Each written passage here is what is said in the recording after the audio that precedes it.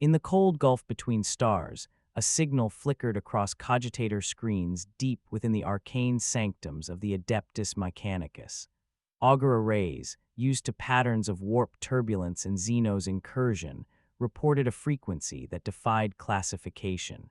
It sang with discordant harmonics that resonated in the subdermal implants of the tech priests, making them blink metal blinkers with unease. They turned iron skulls toward void sensors and traced the disturbance to a moving point of absolute silence that drifted through the void like a shard of unmaking.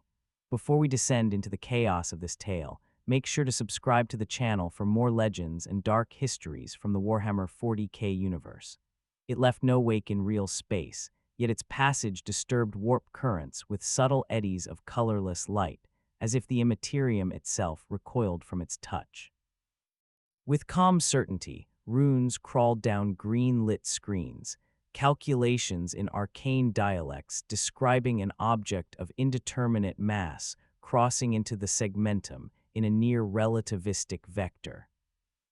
In orbit around a dying sun, an ancient listening station received the same signal. The servitors that tended its decaying machines had no capacity for fear, but the station's ancient machine spirit trembled. Somewhere within the labyrinthine depths of that forgotten satellite, a lone tech adept whispered litanies to soothe the restless god that dwelt in the circuits, his mechadendrites tracing the sign of the cog. Under his breath, the words came steady and low, yet an unspoken question hung in his thoughts. What could move through the void without mass, yet bend the warp around it like cloth?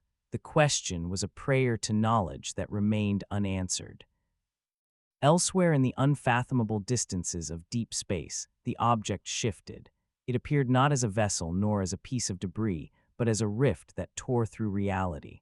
The rip's edges glowed with unnatural light, colors that defied mortal eyes and triggered ancient genetic memories of danger. Through that tear came a whisper of laughter so thin it might have been the creak of a coffin lid. It carried across psychic channels with the weight of inevitability. It was a sound that promised nothing and everything simultaneously. The anomaly unfurled like a flower of darkness. Petals of void opened and spilled something into real space. At first it resembled a humanoid shape draped in motley colors, a cloak of tattered silk that rippled as if underwater. Beneath the motley, the figure's body pulsed with arcane sigils, their colors shifting with each heartbeat. The face that emerged was painted in stark white and crimson, a cruel smile curling across it. The eyes burned with a cold gold light that reflected nothing. He drifted within the emptiness, weightless and unbound. Around him, the raw energies of the warp licked at his frame, but their touch caused no harm. Instead, he seemed to feed upon it. Tiny motes of light trailed from his fingertips like embers in a breeze, coalescing into delicate patterns that defied mortal understanding. In another life, he had walked among ruined empires and laughed as worlds crumbled. In that life, his name had been Kefka Palazzo, court mage turned mad god. Now he entered a universe that made his former playgrounds seem like children's dioramas.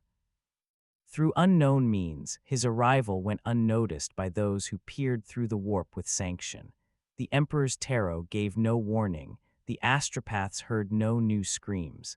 Only the machine spirits with their cold logic responded to the anomaly, and they did so with data and numbers.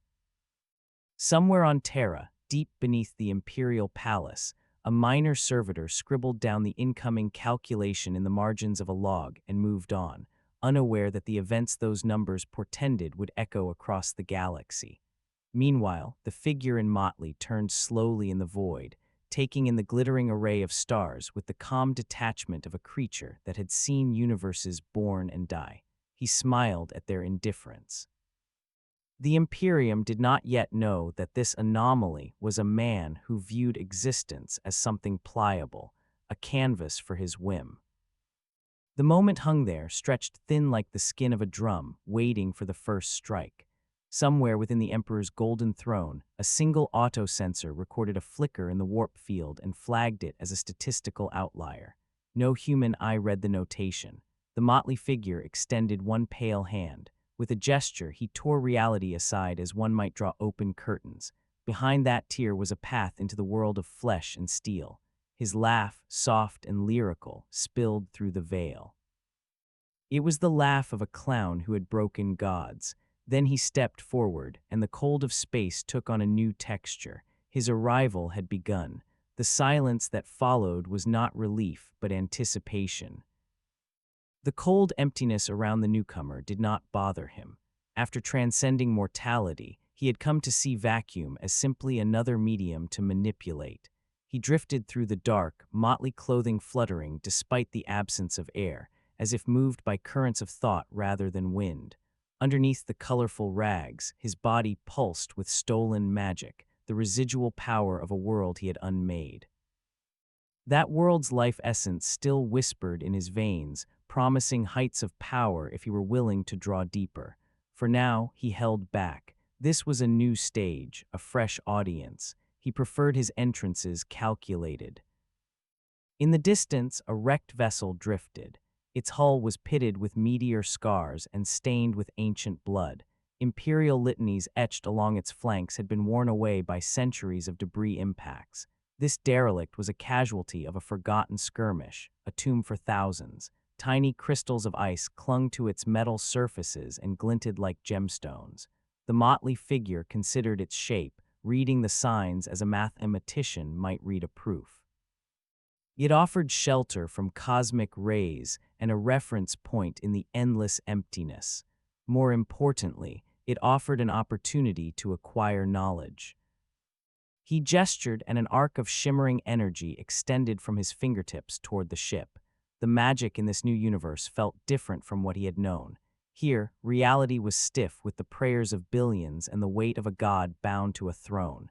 Warp energies flowed thick and chaotic, filled with whispers of ancient demons. The currents resisted his pull, but he drew them in anyway, weaving them around his will. Under his breath, he hummed a tune, an old melody that had accompanied his rise to godhood in another time. The hum twisted the warp around him, coaxing it into submission with calm certainty. The arc of energy anchored itself to the hull, and he pulled himself toward the vessel with effortless grace. As his feet touched metal, he felt the vibrations of micrometeor impacts traveling through the structure, a delicate music of decay. He placed one hand on the cold steel and closed his eyes. Information flooded his mind. He saw the final moments of the crew, their terror as boarding claws smashed through bulkheads and aliens poured in. He tasted the tang of promethium and the coppery scent of blood. He watched the last prayer whispered by the ship's chaplain fade unanswered. With a tilt of his head, he sifted through the memories and selected the ones that would be useful. His purpose here was not to mourn. He sought understanding. This galaxy was held together by faith and fear, by brutal technological stagnation and xenophobic zeal. He could feel the psychic tension that spread across its countless systems, the constant background hum of billions of minds praying for deliverance. There was an elegance to the arrangement. Suffering created worship. Worship fed the god on the throne, and the god's light held back the horrors of the warp. It was a system perfectly calibrated to perpetuate itself. Kefka's grin widened. He admired structures built upon cruelty and despair. They were such fun to topple. He inhaled, drawing in the scent of oil and dust, and then exhaled a fog of shimmering light that drifted through the corridor like incense. With each step, his feet left behind footprints of crackling energy that melted through the deck plating. He moved toward the bridge, trailing his fingers along rusted walls and dragging his nails through flaking prayers. In the darkness, his eyes glowed brighter. He found a corpse slumped against a control panel, skin stretched tight over bones. Its uniform marked it as an officer of the Imperial Navy. Its jaw hung open as if frozen mid-command. He reached down and touched its forehead. The skull cracked under his fingers. He extracted a sliver of memory, a simple image of the stellar coordinates of the nearest inhabited world. That was enough. He had a destination and a way to begin. He left the bridge and floated down the corridor. Behind him, the motors of the dead ship sputtered as the energy he had drawn into it shorted out circuits.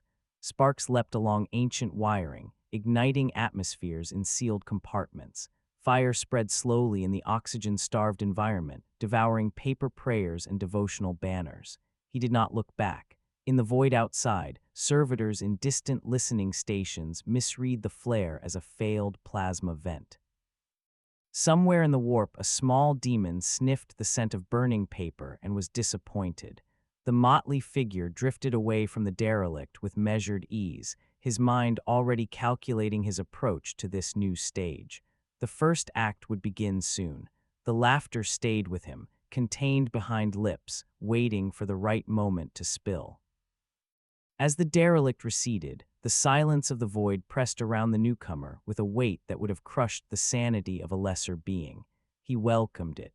In the stillness, his mind traveled backward through time, back to a world where he had worn the mantle of court mage and jester.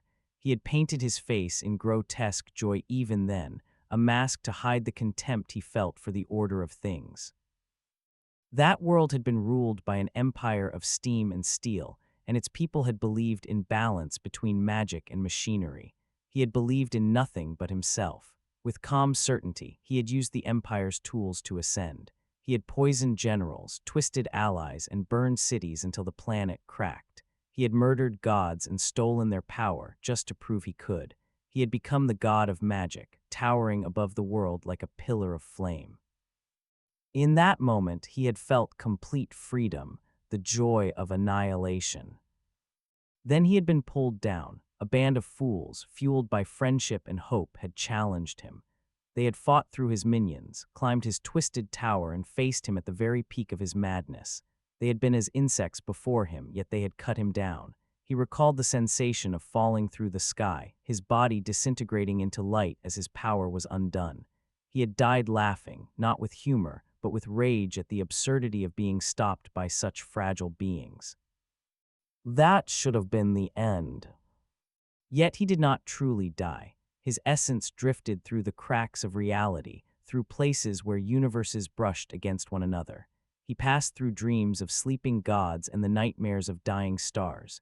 In that liminal darkness, he felt the pull of this new cosmos. It was not love that drew him, but recognition.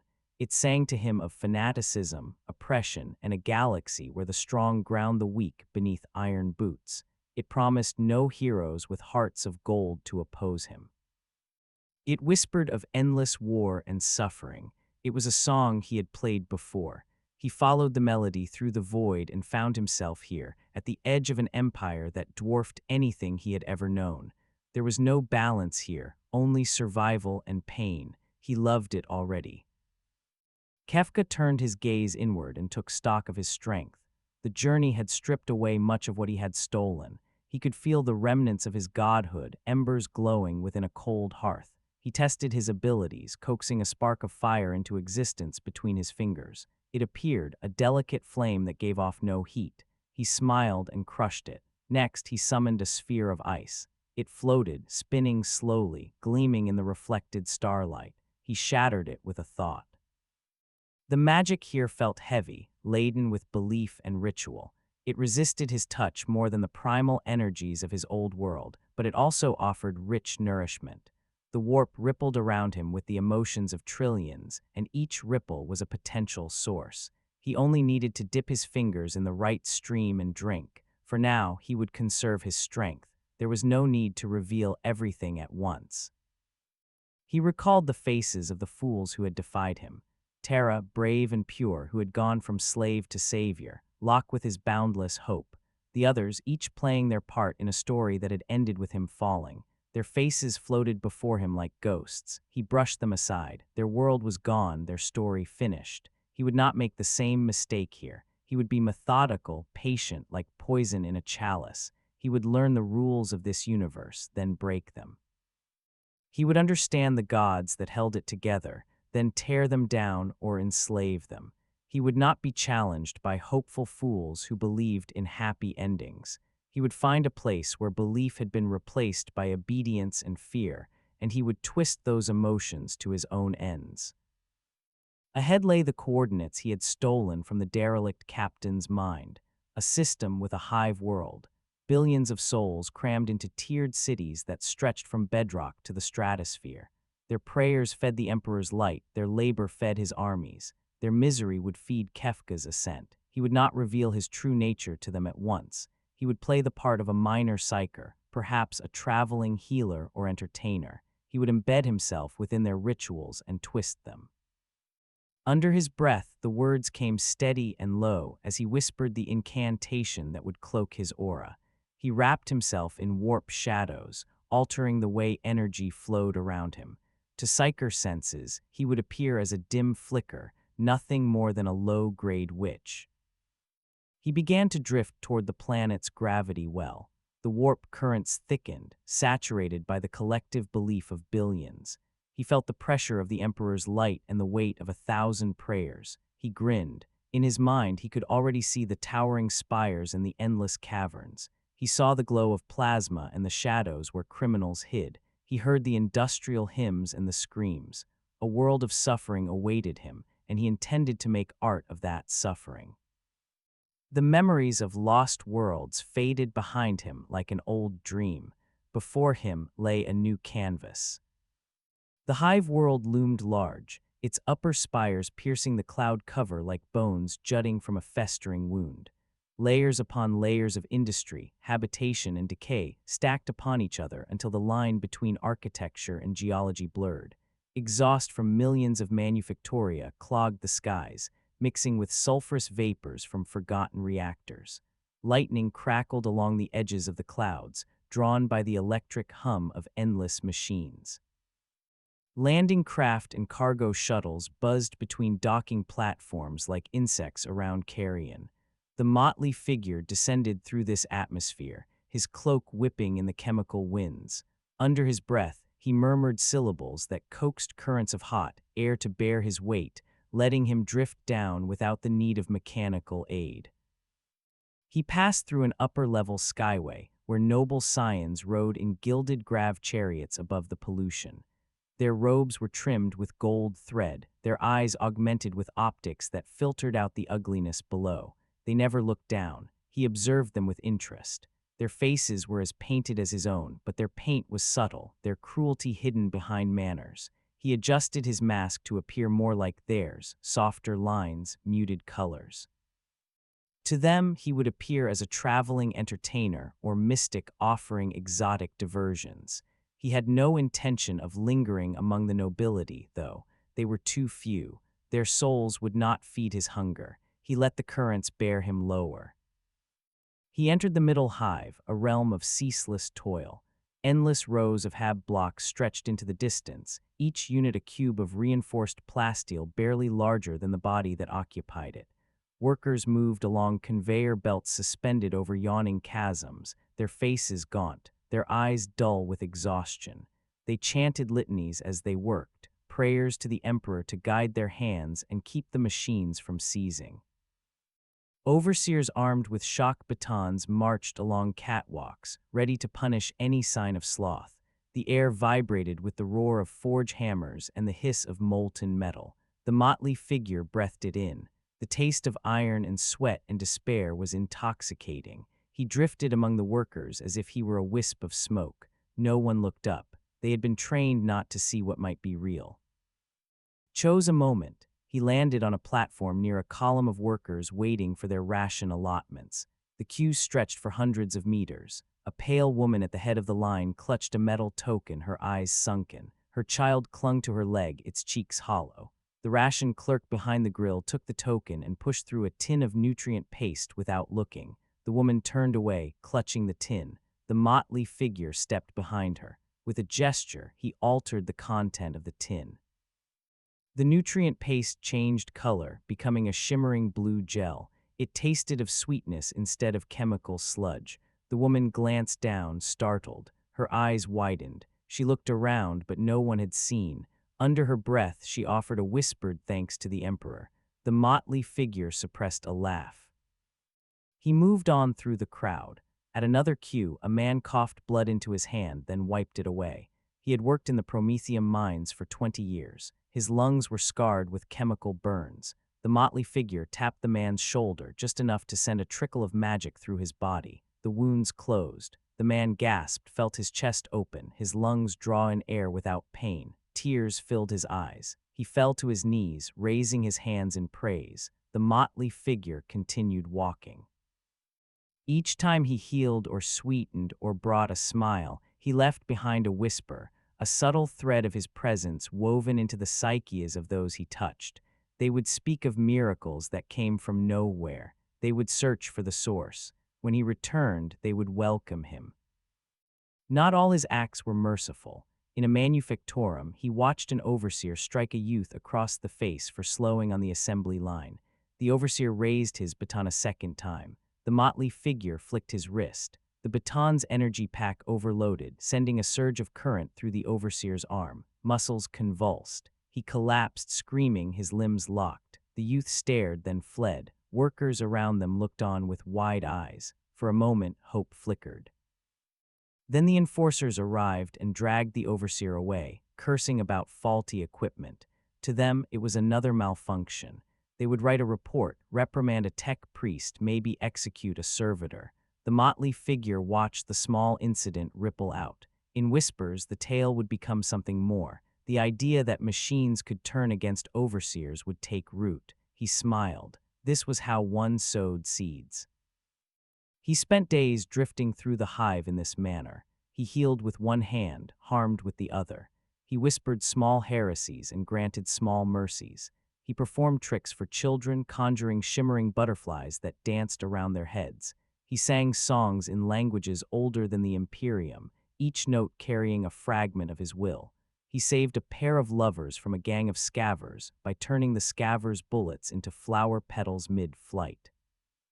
He shattered a chain that bound prisoners being led to a penal mining shift.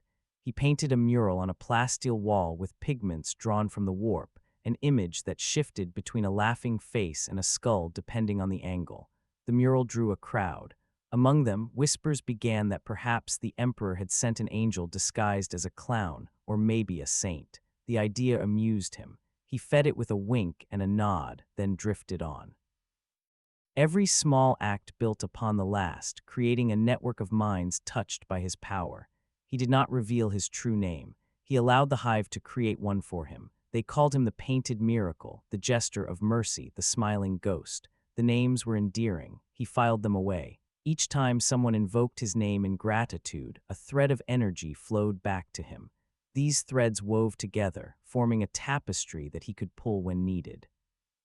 He was building a cult without them realizing it, a cult not of worship, but of gratitude and curiosity. When he chose to snap those threads taut, the hive would convulse. For now, he let them slack. He wanted them to become accustomed to the idea that kindness could exist here. It would make the cruelty to come more potent. As he floated through those cavernous halls, hearing the dirge of machines and the whispers of hope he had seeded, he felt his magic grow. Each soul touched fed the ember within him. The city began to sink into laughter, low and wary, but laughter nonetheless. The stage was set for Act 2. Rumors spread quickly through the hive like oil on water. Stories of miracles told in whispered tones reached the ears of those tasked with maintaining imperial order. Preachers in the mid-hive pulpits frowned as parishioners came to them with tales of a painted figure that eased suffering without invoking the emperor's name. Some dismissed the stories as stress-induced hallucinations. Others reported them to the adeptus arbites. In the towering precinct fortresses, hard-faced judges listened. They considered whether to deploy patrols to catch a charlatan. They had no time for minor cults when entire hab blocks rioted over food shortages. They passed the reports to local ministorum priests. The priests entered the tales into ledgers, then filed them away. Within the local temple of the emperor's wisdom, an old confessor heard the rumors and felt a chill. He had served the hive for 60 years, leading countless souls to the emperor's light. He recognized signs of sedition. He wrote to the ecclesiarchal authorities using coded language. He warned of a trickster spirit. He cautioned that hope not sanctioned by the church was a dangerous heresy. He requested the attention of a witch hunter. His letter traveled through channels, its progress slowed by bureaucracy and the sheer volume of petitioners. Weeks later, on a ship orbiting far above the hive, A slender hand opened the confessor's letter. The hand belonged to an inquisitor of the Ordo Hereticus. Her eyes, augmented to see beyond the visible spectrum, scanned the words. She considered the patterns of similar reports across other hives, other worlds. A pattern emerged of localized miracles followed by whispers and eventual unrest. She frowned. Her mind raced through protocols. She decided that this required observation. But she was not yet aware of how close the painted miracle already was to her concerns. Down below, Kefka felt the brush of her attention like a breeze across his skin. He sensed the faint probing of inquisitorial psychers scanning the hive. He smiled. They were searching for a warp signature, a spike in psychic activity. He had disguised his aura well, layering wards and misdirection spells until his presence was masked by the ambient psychic noise of billions of souls. He could allow the psychers to sense him if he wished. He chose not to. He watched them in return, his mind expanding along the threads he had woven into his makeshift cult.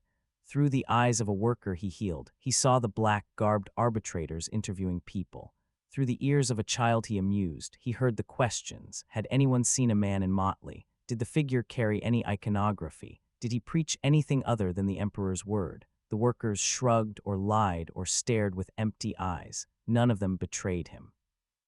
Still, he found the idea of being hunted amusing. He toyed with it. One evening, as he drifted through an upper hive courtyard where nobles dined under artificial stars, he allowed a tiny sliver of his aura to shine. A psyker across the city, focused and disciplined, felt the anomaly. She stiffened. Her mind reached out like a net. He slipped through it. He let her follow the trail of laughter he left. He led her through crowded corridors and into a vault where centuries-old machines thrummed. He watched as she entered, her sanctioned mind shielded by prayers and hexagrammatic wards. He was invisible to her eyes. He whispered her name through the warp. She spun, searching. He placed his mouth near her ear, though he was across the room. Under his breath, the words came steady and low, promising secrets, promising the truth of the Emperor's prison. She froze, hearing his voice inside her skull. He withdrew. She fled, her discipline crumbling. She would report a presence that spoke to her. Her superiors would dismiss it as warp static. The seeds of doubt he planted would sprout later. He tested other hunters. A squad of Arbites in plasteel armor patrolled a mid-hive walkway.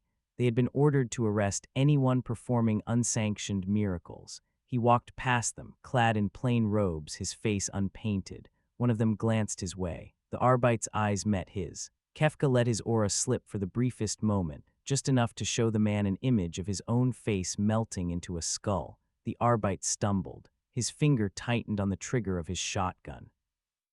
The muzzle swung toward his comrade. Kefka flicked his wrist. The weapon jammed. The Arbite pulled the trigger. The jam exploded. Shrapnel tore through his gauntlet. He screamed, dropping the gun. His comrades cursed and turned on him. They berated him for carelessness. Kefka smiled and kept walking. The Arbite would remember the vision, though. He would drink to forget. He would talk about the clown who cursed his weapon. His story would spread. Elsewhere, a group of hive gangers who controlled a section of the underhive heard about the painted miracle. They decided to find and extort him. They imagined he was a naive noble slumming it. Armed with crude blade weapons and stub pistols, they tracked rumors until they found an alley where he had been seen conjuring butterflies. They lay in wait. When he arrived, he let them circle him. He looked small compared to their brutes. He looked like an easy target. They demanded coin. He offered them laughter. He snapped his fingers. The alley dissolved. The gangers found themselves standing on the edge of a molten sea, the air filled with the smell of sulfur. They screamed. He told them this was a glimpse of the warp. He told them he could send them there permanently or bring them back. They begged for mercy. He returned them to the alley. He healed their burns. He walked away. They ran. 2 of them would become his zealous missionaries. One would go insane. The rest would speak of him as something beyond the Emperor's saints. He was amused. He kept track of the hunters. He allowed some to approach and drove them away. He drew others deeper into his web. He wanted them to talk. He wanted their fears to spread. Each time he touched a mind, he learned something new about the Imperium's methods. He absorbed knowledge of Arbite's protocols, of Ministorum prayers, of inquisitorial hierarchies. He built a map of how authority flowed through the hive. He identified weak points where he could apply pressure. The fools thought they were hunting him. In truth, they were revealing themselves. Through their pursuit, he prepared his stage for the next act. The laughter remained in his throat, waiting to burst forth. For now, he savored the dance. The hunters were delightful. He would reward them with a show they would never forget. The fools would never know what moved behind the painted smile until it was too late. The hive's endless layers offered more than bodies to manipulate. They offered a laboratory where physics could be tested against faith. Kefka recognized the underlying tension in this universe. The Imperium's technology was a dogmatic religion, its machines sanctified by ritual. Their reliability depended not only on mechanics but on belief. The warp was a chaos of emotion and potential, hemmed in by the Emperor's will. Where those two forces intersected, cracks existed. He pried them open with curiosity disguised as mischief. In the dark spaces between hab blocks, he traced finger patterns through the dust, drawing circles filled with characters from no human lexicon. Each symbol vibrated with a resonance that tugged at the weave of reality. He experimented with cause and effect, tying one symbol to the heat of a forge a kilometer away, another to the beating heart of a servitor. He pressed his hand to the plasteel wall and pushed. The wall rippled like oil, then solidified. He stepped through it, emerging inside a reactor housing. Sparks danced along his sleeves. He laughed quietly. He had just proven that with the right pattern and the right will, the border between matter and magic could be softened. The Imperium had spent 10,000 years building wards and rites to keep such manipulation at bay. He found their rituals charmingly rigid. He began to twist the small acts he performed. Instead of healing completely, he left behind subtle mutations. A woman healed of disease found her eyes could see faint energy currents in the air. A worker whose broken back he repaired discovered he could bend steel with bare hands. A child whose fever he eased began to hear whispers in machine languages. None of them understood the true source of their changes. They attributed them to the Emperor. They went to priests for guidance. The priests told them they were blessed. The blessings spread, each one a test. The warp responded like an organism tasting something new. It pulsed against the hive's psychic barriers, probing for weakness. In the Manufactoria, he altered the sequence of machine prayers. He stood near a colossus of gears and pipes and hummed a tune that wove itself into the litany. The workers repeated it inadvertently. The machine's spirit within the forge heeded the new cadence. It changed the rhythm of its pistons. The change increased efficiency. Production quotas were exceeded. The overseers were pleased. They filed reports praising the Emperor's grace. No one realized the machine had been subtly reprogrammed by a song. Elsewhere, he reversed the effect. He skipped a syllable in the litany of ignition. The engine sputtered, sparks flew, valves jammed. A minor explosion occurred. 2 workers died. Their comrades finished the litany properly. The machine resumed normal operation. The priests chalked it up to human error. He noted how the machine's obedience to song and syllable made it vulnerable to suggestion. In his old world, he had commanded the elements directly. Here, he would command machine spirits through their religion. He tested the Emperor's psychic presence. Standing in a cathedral like hall lined with statues of saints, he focused his mind on the golden light that streamed from Terra. He felt it as a pressure behind his eyes, a constant hiss of static at the edge of hearing. It was a beacon that protected humanity from the warp. With calm certainty, he reached toward it. The light burned. He pulled back, his fingers smoking. He laughed and wiped the soot on his sleeve. He could not yet challenge the Emperor's will. He would need to grow stronger. He would need to gather more souls and tether them to him. Each tether was like a rope he could use to climb toward godhood. He crafted his own rituals. Deep in the underhive, where the glow of lumens barely penetrated and mutant clans whispered about the pale clown, he gathered his first true congregation. He stood beneath a rusted arch, his motley now glowing faintly with internal light. Those who had been touched by his miracles came willingly, their faces filled with hope and fear. They knelt before him instinctively, though he had not commanded it. He raised his hands. With calm certainty, he spoke in a voice that blended sweetness and iron. He told them he was not sent by the emperor, nor by any lesser saint. He told them he was older and younger than this world. He told them he sought to break the chains that bound them to the great corpse on Terra. He promised them a new freedom. Some gasped. A few stood to leave. He allowed them. Others remained. He breathed a gentle warmth into the air. They felt peace wash over them. They stayed. He led them through a song, a melody that wove their voices together. The song was simple, a child's rhyme he had learned in his old world, but he wove warp energy into it. As they sang, the walls of the chamber shimmered, reality softened. Images appeared, not visions of imperial saints, but glimpses of other places. A green valley under a red sun, a city of glass towers beneath a starless sky, a swirling vortex of colors that defied logic. The congregation gasped. He watched their eyes. Some were terrified, others were entranced. He whispered to those who trembled. Under his breath, the words came steady and low, telling them fear was a chain. He coaxed them to look again. The images grew sharper. The warp pulsed in time with their hearts. They were weaving reality, not as servants but as participants. When the song ended, the images faded. The chamber returned to its rusted darkness. They were changed. They had glimpsed a world beyond their suffering. They began to tell others. The weave of reality, they called it, though they did not understand. To him, it was a tool. Each time they sang, their voices would thin the barrier between warp and matter. Each time he led them, his influence grew. The threads connecting them to him tightened. The weave of reality responded like a loom under his control. He had begun to knit his own tapestry within the Emperor's. He felt his power grow, thread by thread, voice by voice. The laughter in his throat deepened. Soon he would test this weave on a larger scale. For now, he let his people sing and dream. He withdrew into the shadows, leaving them with the image of a painted smile fading into the dark. The warp was not a single entity. It was an ocean of thought and emotion, alive with currents and predators.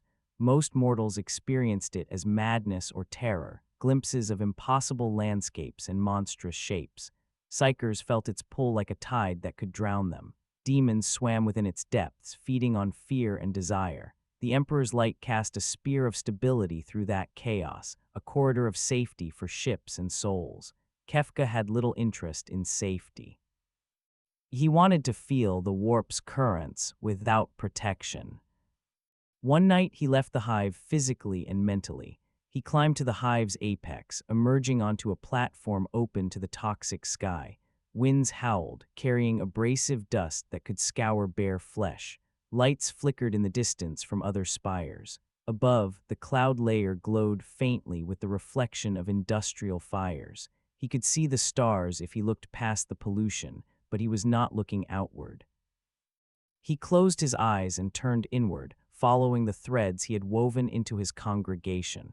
The threads gathered within him like roots feeding a tree. He fed on them, drawing their energy into the ember in his chest. The ember flared. He sank into a trance. In his mind, he stood at the edge of a vast sea. Waves of raw emotion crashed against a shore of thought. Colors that had never existed in the material realm rippled across the surface. Whispering voices rose and fell, speaking languages both human and alien.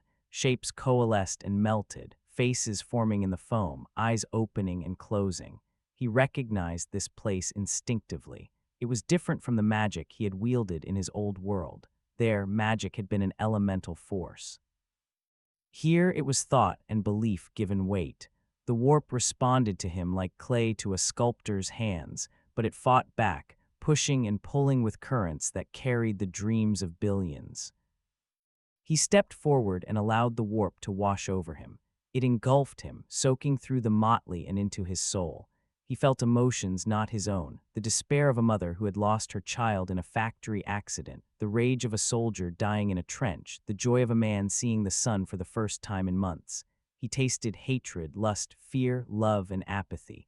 Each was a current. He learned their direction. He wove them around him, creating a shell. The warp pressed against that shell, testing it. He tested back, pushing his will into the currents. The water bent, then sprang back. This was a dance. Voices gathered around him, curious. Some were mere echoes of human thoughts, others were older, hungrier. He felt something vast brush past him, a presence that smelled of blood and iron. It did not see him or chose not to. Another presence came, playful and deceptive, a swirl of colors and promises. It whispered secrets about changing form and mind. He laughed softly. It was familiar. It promised things he had already done. Farther away, a shadow loomed, its essence sticky with decay and rebirth. It offered endurance through entropy. Beyond even that, a hunger gnawed, a presence that felt like teeth and emptiness.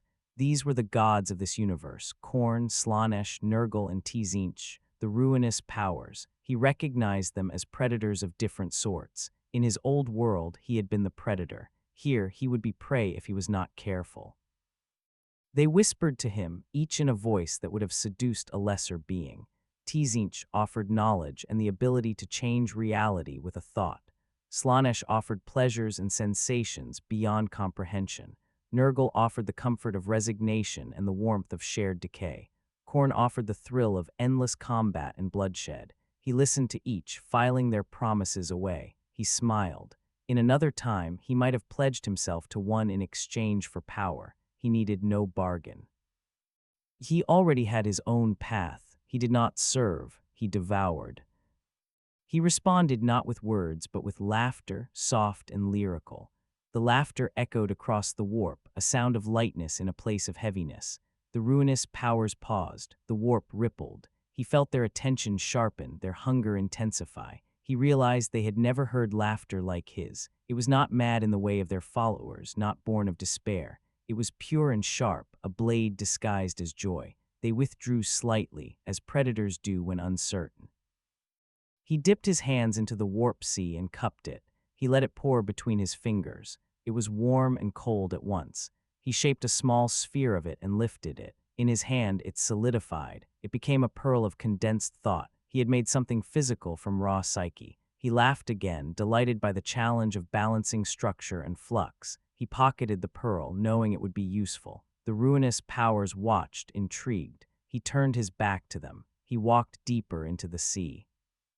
They did not stop him. They would wait. They were patient. They had eternity. He emerged from the trance back on the hive's spire with a sheen of frost on his skin. He felt changed. The warp's whisper still echoed in his ears. He had touched their realm and returned. Few mortals did so unscathed. He looked at his hands. They glowed faintly. A fine dust of thoughts clung to them. He shook his fingers. It dissipated. He opened his pocket and removed the pearl. It pulsed with inner light. He closed his hand around it. He would use it soon. For now, he looked out across the hive world, its lights flickering like candles in a gale. He thought of the gods who had whispered. He wondered how they would react when he began to play in their playground. The warp had been a whisper. He was ready to shout. He stepped back from the edge and descended into the hive, the pearl warm in his palm. The underhive was a labyrinth of darkness and rot. Pipes leaked corrosive fluids. Chemical mists hung heavy, glowing faintly in the dim light. Mutants prowled the shadows, their bodies twisted by radiation and neglect. Gangs fought over ancient scrap and the rights to salvage corpses. This was a place the Imperium tried to forget existed, a place where faith in the Emperor was replaced by survival instinct. It was also a breeding ground for the warp's influence. Here, whispers of forbidden gods found receptive ears. Here, cults formed, their rituals crude but potent. Kefka wandered through this realm without fear. The darkness flowed around him like a robe. He sought others who walked between matter and madness. He found them in a cavernous chamber carved from the hive's bedrock. Flickering candles cast uneven light on a circle of figures in ragged robes. Their faces were hidden by hoods stitched from the skins of hounds. In the center of the circle lay a sacrificial altar made from scrap metal and bone. On the altar, a man's body squirmed, bound by chains. His eyes were wide with terror. The cultists chanted in a guttural tongue, invoking a being they called the Watcher in rust. They offered the man's life in exchange for its favor. Kefka listened to their words. He recognized the cadence. It was a bastardized version of a ritual once used to summon minor demons of Nurgle. He smiled. It was working. The air thickened, a sickly green glow seeped from the walls, maggots crawled from cracks, the body on the altar gagged as insects spilled from his mouth. The cultists cheered quietly. The glow coalesced into a shape, a humanoid figure formed of rotting flesh and corroded metal. Its eyes wept pus. Its mouth dripped sludge. It regarded the circle with boredom. It prepared to accept the sacrifice. Kefka stepped into the circle, uninvited. The cultists gasped. The demon turned its head. It growled. He tilted his head and smiled. Under his breath, the words came steady and low as he addressed the demon. He spoke in its own language, a series of consonants and vowels that tasted like decay. He told it a joke. The demon blinked, confused. It did not understand humor. He told it another, simpler. The demon's putrid face twisted. Then it began to shake. It laughed. The sound was like bones snapping. The cultists shrank back. The man on the altar watched in horror as his intended devourer convulsed with mirth. Kefka stepped closer. He whispered an offer. He would spare the demon from this humiliating ritual if it did something for him. The demon considered. It nodded. He snapped his fingers. The sacrificial victim dissolved into a cloud of ash, his death converted directly into warp energy. Kefka scooped the energy up and fed it to the demon. The creature shuddered in pleasure. It was a tiny taste of his power, but enough to bind it. He asked for names. The demon told him of other cults, their hideouts, their leaders. It spoke of a sorcerer in the lower levels who had discovered an ancient artifact, a shard of black stone that pulsed with warp energy. The sorcerer intended to use it to open a portal. Kefka's interest peaked. He dismissed the demon. It vanished in a puff of filth, leaving behind a faint odor of spoiled meat. The cultists stared at the painted man in awe. He turned to them. He told them to stop worshipping carrion gods who promised disease. He invited them to learn a new melody. Some refused, clutching their rusted blades. He waved his hand. Their weapons melted. They fell to their knees. They sang. He left them humming a song that bent reality more cleanly than their old chants. The threads that linked them to him glowed brighter. He followed the demon's directions through tunnels and collapsed shafts. He found the sorcerer in a chamber lined with skulls. The sorcerer wore armor made from scavenged carapace plates and bore tattoos that marked him as a servant of Tzinch. He stood before a rough altar, hands raised above a piece of black stone that hovered, spinning. The stone was smooth and perfectly dark. It seemed to absorb light. Kefka recognized it as a fragment of an ancient starship that had been built using forbidden technologies. Such shards were valued by warp cults for their ability to focus psychic energy. This one was the size of a fist. The sorcerer planned to turn it into a doorway. Kefka had a better idea. He stepped into the chamber. The sorcerer whirled. He shouted a challenge. He called upon his god. Flames erupted from his fingertips, coiling toward the intruder. Kefka inhaled. He breathed in the fire. The flames wound into his lungs. He exhaled, sending the fire back at the sorcerer, colder and sharper. It cut the sorcerer's hands. He screamed. Kefka walked forward. He reached out and touched the shard. Power coursed into him. The shard tried to resist, its perfect dark absorbing his magic. He pushed harder. He poured a sliver of the pearl's essence, the condensed warp he had carried, into the shard. The stone vibrated. It cracked. He spoke a word. It split. A burst of light filled the chamber, then collapsed into a swirling vortex the size of a coin. The sorcerer gaped. He had wanted a portal. Now a hole through the warp existed in his chamber. Kefka smiled. He plucked the tiny vortex out of the air and placed it in his pocket next to the pearl. The vortex would be a hole through which he could draw pure warp at will. He looked at the sorcerer. The sorcerer fell to his knees, hands bleeding, eyes wide with desperation. He begged to serve. Kefka leaned down, his painted face close to the sorcerer's ear. He whispered not a promise, but a command. Under his breath, the words came steady and low, telling the sorcerer to spread the rumor that a clown had stolen the warp from under Tzinch's nose. He told him to live in fear. He told him to expect nothing. The sorcerer nodded, tears of blood streaming down his face. Kefka left the chamber with the vortex in his pocket. The pact he had made with the demon had yielded not just information, but influence. The cults of the Underhive would soon find themselves singing new songs. The shadows had been brought into his web. He held a piece of raw warp and a portal to more. His power grew. The laughter behind his lips trembled, eager to escape. He still held it back. There were more acts to come. The shadows of the Underhive had offered their secrets. He would use them. He ascended the long shaft back toward the mid-hive, carrying the whisper of the warp with him like a cherished pet. The pact with shadows had been sealed, not with blood, but with laughter. He found that delightful. Kefka's experiments and manipulations unfolded over months. Each act of mercy or cruelty anchored another soul to him. Each song woven into the hymns redirected another rivulet of faith toward his reservoir. The pearl in his pocket hummed with stored potential. Fed by the warp's currents, he siphoned through the tiny vortex. The threads connecting him to his congregation thickened. He felt their emotions as faint vibrations, their moments of joy, their aches, their whispers in the dark. He felt their prayers, some directed to the Emperor, some to him. Those prayers tasted like sweet wine. The ember in his chest grew.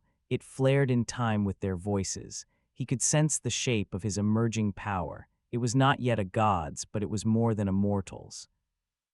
He chose a time when the hive's tensions peaked. A chain reaction of overworked reactors had caused rolling blackouts. Food shipments were delayed. The population grew restless. The Arbites cracked down. Gangs used the darkness to settle scores. The ecclesiarchy held emergency mass in the main basilica, urging the faithful to be patient. The emperor tests us, they said. Amid this, rumors of the painted miracle spread again. Some said he would return to ease their hunger. Others said he had been executed. Still others insisted he was a saint. All of these rumors fed him. He stood in a hidden chamber beneath the basilica. His followers gathered around him. Their number had grown. They filled the room, their breathing heavy. They looked at him with reverence that bordered on worship. He held the pearl in one hand and the tiny vortex in the other. The vortex spun slowly, its edges shimmering. He closed his fingers around both. He brought them together. There was a moment of tension, a feeling of a knot being pulled tight, and then a flash of darkness. The two became one, a singularity of condensed warp and structured thought. He held it in his palm. It pulsed like a heart. He pressed it against his chest. It sank into him. His body convulsed. He fell to his knees. The followers reached out, but he waved them away. Under his breath, the words came steady and low, telling them to witness and not to interfere. The thing that entered him spread like liquid fire. It wound itself around his bones. It threaded through his veins. It coiled around his heart. It crawled up his spine and licked at his brain. He bit his tongue to stop the scream from escaping his throat. He did not want to show weakness. His vision blurred. He saw his past, his old world, his fall. He saw the tower of gods he had torn down. He saw the faces of those who had defied him. He saw the emperor on his throne, his face a skull in golden armor. He saw the chaos gods swirling. He saw his own face painted and unpainted. He laughed even as the pain intensified. The laugh echoed in the chamber, bouncing off stone and bodies.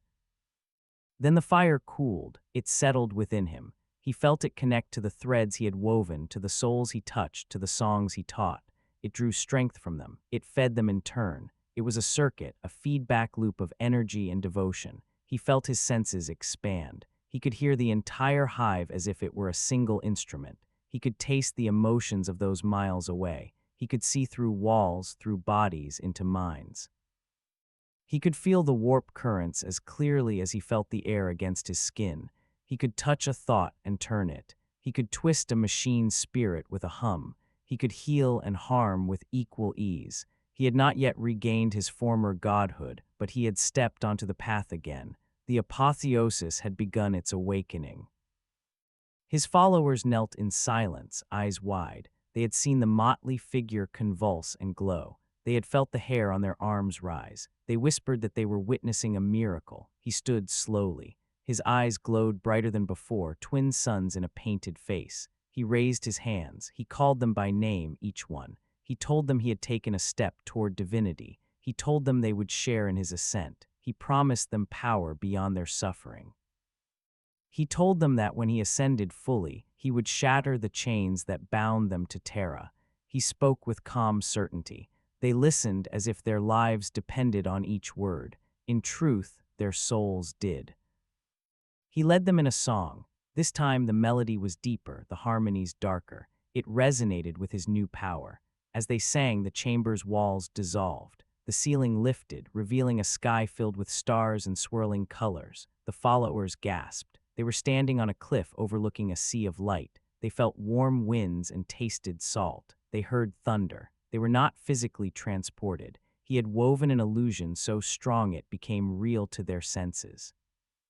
The warp bled through into their perception. He watched their reactions. Most were overwhelmed. A few laughed with delight. One or two clutched their chests, fear choking them. He softened the vision. The sea of light faded. The chamber returned. They blinked, tears on their cheeks. They had touched something beyond the hive, beyond the Emperor's approved vision. They were his now. After the song, they filed out, each one touching his hand as they passed. Each touch sent a pulse of energy into him. He absorbed it. His veins glowed faintly under his skin. He was becoming a conduit. He needed more. He needed to spread his song beyond this chamber. He needed to reach not just hundreds, but millions. The hive was a start. The system would follow. The apotheosis awakening was the first swell of a tide that would rise and engulf worlds. He walked out of the chamber, his steps lighter. Outside, sirens wailed as reactor alarms sounded. The hive trembled. He smiled. He would let the hive tremble. His own tremor was much more subtle and much more dangerous. He pulled his cloak tighter and ascended to the surface, his mind already orchestrating the next act.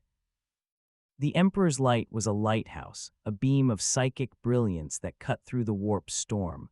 All astropaths and navigators felt it, a constant pressure guiding them through darkness. Most never questioned its source. They worshipped it. Kefka viewed it as another challenge, a bright thread in the weave he could pluck.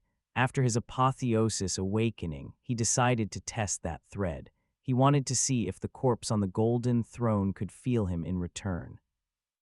He chose a night when the hive's ambient psychic noise was lower. A minor cult had been purged by the Arbites, their screams adding a sharp spike to the warp that still lingered. He drew that spike into himself, using their dying emotions as fuel.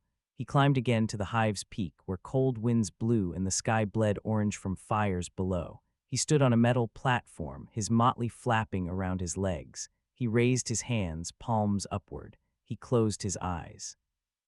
He reached into the threads that tied him to his followers. He pulled gently. Their dreams stirred. He sang under his breath, the notes weaving through those threads and rising.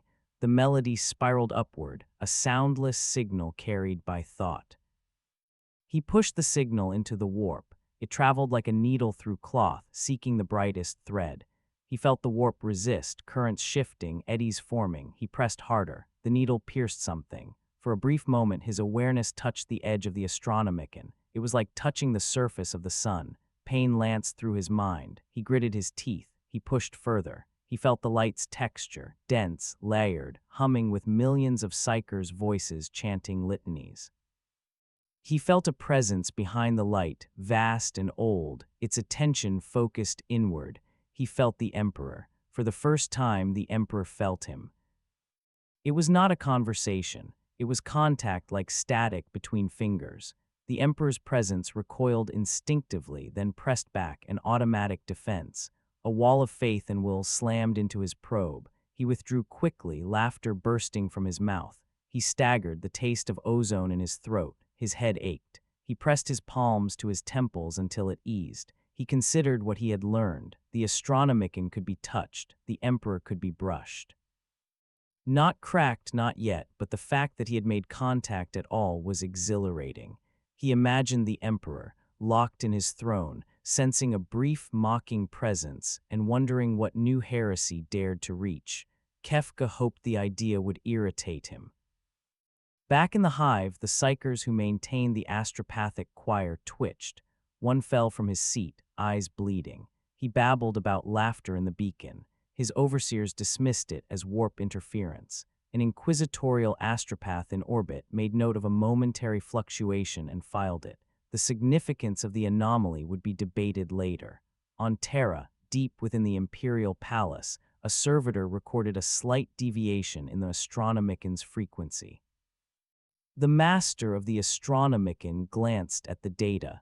He frowned and prayed harder.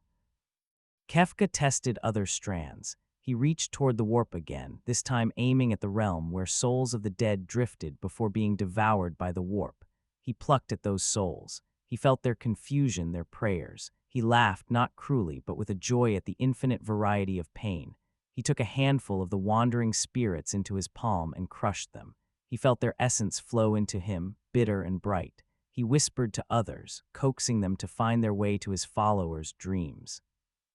He found he could guide some souls back to the material, binding them to bodies. He performed such an experiment in a mid-hive morgue. A corpse rose from its slab, eyes glowing. He asked it who it had been. It answered with a name and a memory. He dismissed it. It fell. He filed that knowledge away. He began to send subtle pulses along the warp corridors used by Imperial astropaths. He wove a phrase into the static that accompanied their messages. The phrase was simple: there is another light. Most did not notice. Those who did felt a chill. One astropath on a distant world wrote down the phrase and placed it in a drawer.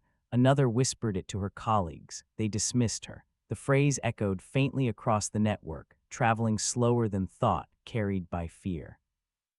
He measured its progress, as one might measure the time it takes for a seed to sprout. He had planted a small descent within the Emperor's greatest tool. He did not push further immediately. He was not ready to draw the Emperor's full attention. He did not yet know how the Emperor might respond if threatened. He had touched his presence and felt nothing personal, only duty. He wondered if there was anything left of the man who had conquered the earth. Perhaps only the will remained. He intended to find out. For now, he retreated. He looked down at the hive beneath him, at the teeming lights and the swirling smoke.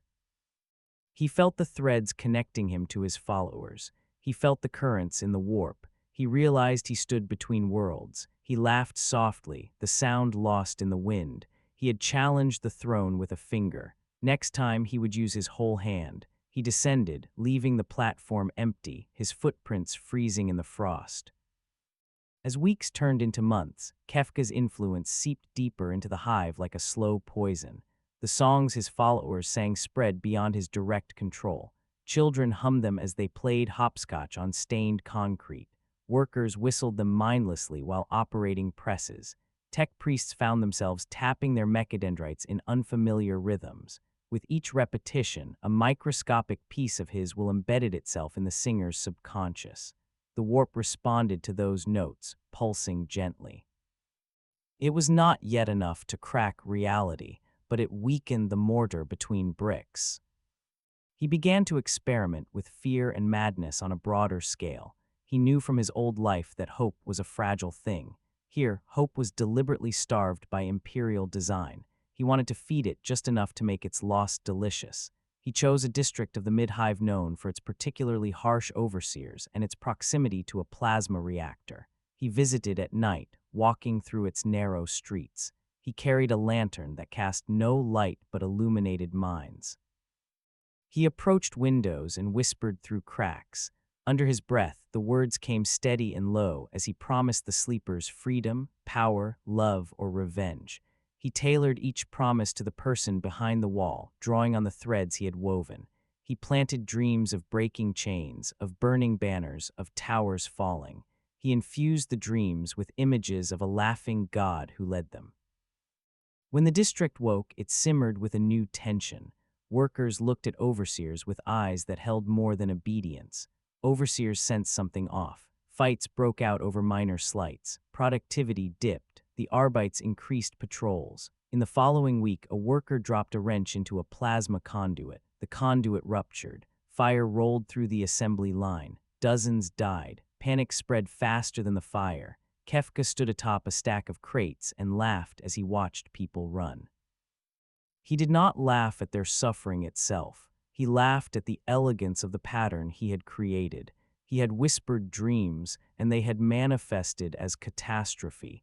It was like playing an instrument and hearing a chord resonate. He walked among the survivors, healing some, cursing others. To one man, he gave the ability to see the warp for an hour. The man ran screaming, clawing at his eyes. To a woman, he removed her fear. She walked through flames unflinching, saving children. To a group of Arbites trapped behind a fallen girder, he whispered the secrets of their own weapon locks. They shot themselves. To a preacher trying to calm the crowd, he gave a vision of the emperor rotting. The preacher fainted. The people saw him collapse and took it as a sign that the emperor had abandoned them. They tore down the statue of the emperor in the square. They danced around its broken head. He danced with them, spinning and twirling, his motley a blur. He felt alive. His laughter grew deeper. It echoed down corridors at odd hours, making men start and women clutch their children.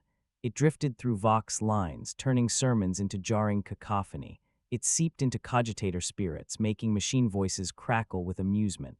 Workers reported hearing a clown's chuckle in the hum of power conduits. Some laughed with it, others wept. The ecclesiarchy declared the laughter a heresy, a test of faith. They led processions to drown it out with chants. He walked among them in disguise, singing quietly in counterpoint. The chants faltered. The laughter persisted. It was not loud. It was persistent, like a drip in a cave. It wore down minds. He visited the local Arbites commander in his dreams. He appeared as a jester with a golden crown. He told the commander that all his authority rested on the belief of those he oppressed. He told him that belief was slipping. He showed him a vision of his own men trampling him in a riot. The commander woke in a cold sweat. He increased patrols, executed workers at random, and cracked down harder. This fueled more resentment. Violence escalated. The Arbites responded with flame and shot. Buildings burned, smoke rose. He watched from a rooftop, feet swinging. He plucked at his threads, turning them. He had created a dance of madness, and the hive moved to his rhythm. The madness he induced did not spare his followers. He whispered contradictory commands. He told them to love their neighbors and then cursed them for complacency. He elevated one to leadership, then stripped it away. He sowed jealousy and loyalty in equal measure. He wanted to see how they would react. Some broke. One of his earliest devotees, the woman whose tin he had sweetened, came to him and asked why suffering persisted if he was so powerful. He looked at her with eyes that glowed like fireflies. He told her he was not a savior. He told her he was a force. He told her he loved the beauty of chaos. She wept. He touched her head. Her tears turned to diamonds. She sold them and became rich for a week before being killed by a jealous neighbor. He smiled. He knew he was fraying. His human mind, never entirely stable to begin with, struggled to hold the warp's voices and the hives. He began to see colors where none existed. He tasted sounds. He heard his own heartbeat as a drum in a cavern. He spoke to himself in languages he did not know. He loved it. Madness was a tool he wielded and wore. He understood that this dance could not continue indefinitely without burning out his stage. The hive would either collapse or the Imperium would send heavy forces. He saw signs of increased scrutiny. Ships in orbit exchanged Vox codes with unusual frequency. Long-range auger arrays hummed. The Inquisition was watching more closely. He welcomed the attention. The dance of madness had warmed up the audience. Act 3 awaited. He let the laughter fade to a low hum, a promise of more to come, and moved on. Between bouts of chaos, Kefka found moments of stillness. In those moments, he pondered the emptiness at the heart of his actions. He had destroyed a world once, laughing as it burned. He had ascended to godhood and felt the thrill of absolute freedom. Yet the joy had been hollow and brief. He had been dragged down. Now in this galaxy, he walked toward godhood again. He manipulated millions and bent reality. He laughed as he did it. But within the laughter was a hollowness, a void that reflected the void between the stars. He climbed the hive's outer skin and found a maintenance hatch that opened onto a ledge. Below, the lower hive fell away into darkness.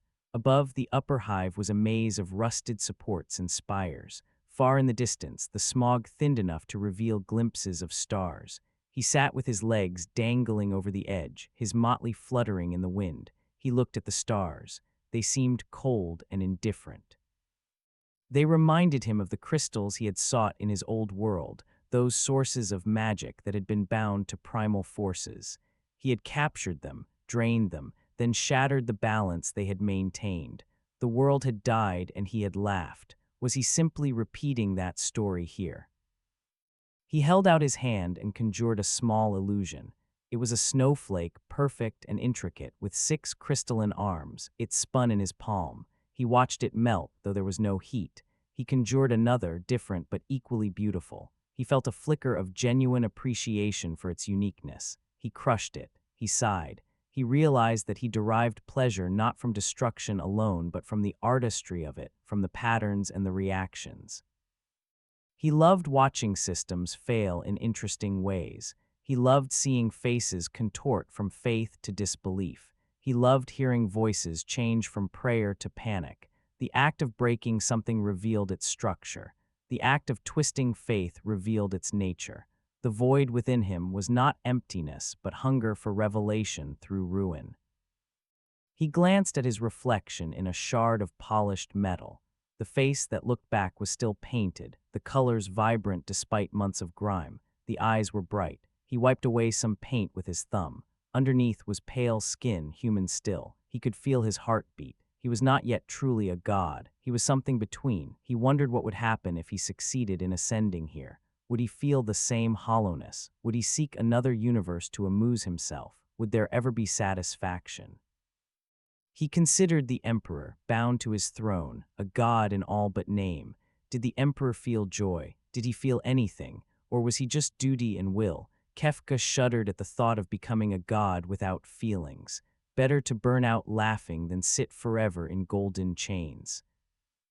As he reflected, the warp whispers danced at the edge of his mind. They offered answers. They told him he could join them, become a prince of chaos, rule a portion of the warp in perpetuity. They promised he would never be bored. He smiled. He considered. He shrugged. He did not want to share his stage. He did not want to serve. He wanted to remain a wild card, a chaos beyond chaos. He took the shard of metal and tossed it into the abyss below. It fell, glinting until it vanished. He listened for the sound of it hitting bottom. He never heard it. The hive was deep, so was his hunger.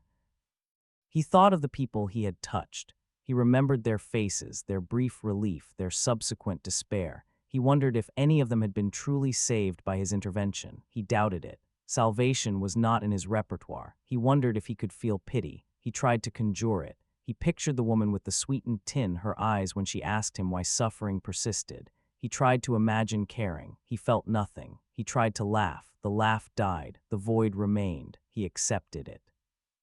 He stood. He stretched his arms above his head, feeling his vertebrae crack. He looked one last time at the stars. He whispered to them, telling them they were beautiful, then telling them he would tear them down if he could. He climbed back into the hive. The reflection of the void did not slow him.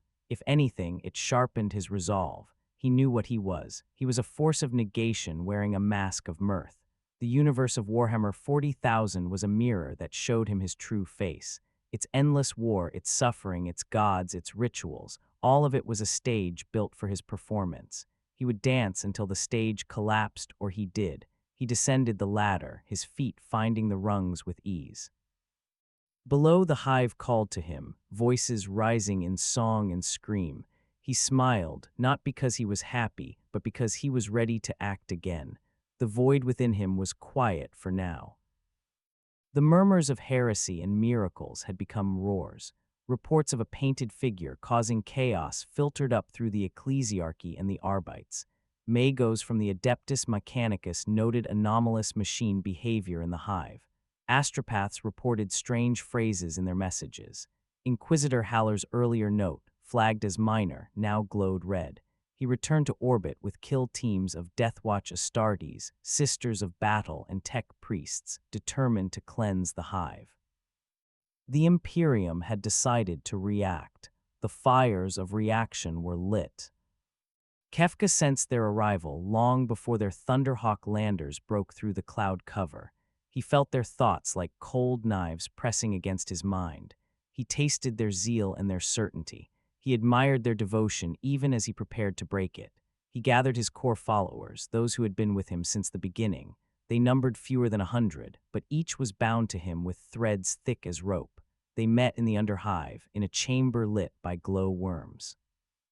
He told them the Imperium had come. He told them they would die or ascend. He offered no lies. He led them in a song, a new one, filled with dissonant chords and rapid rhythms.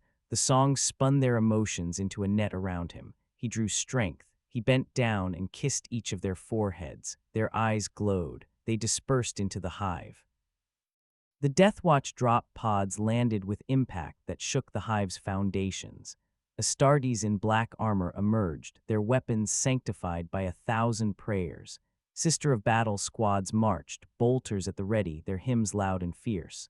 Tech priests followed, chanting binary. They swept through the mid-hive, guided by data from servo skulls and informants. They encountered cultists who refused to surrender. Bolters roared, bodies exploded. Prometheum flames washed over hidden chambers. The hive screamed. Kefka watched from above. He felt the pain of his followers as a distant ache. He did not flinch.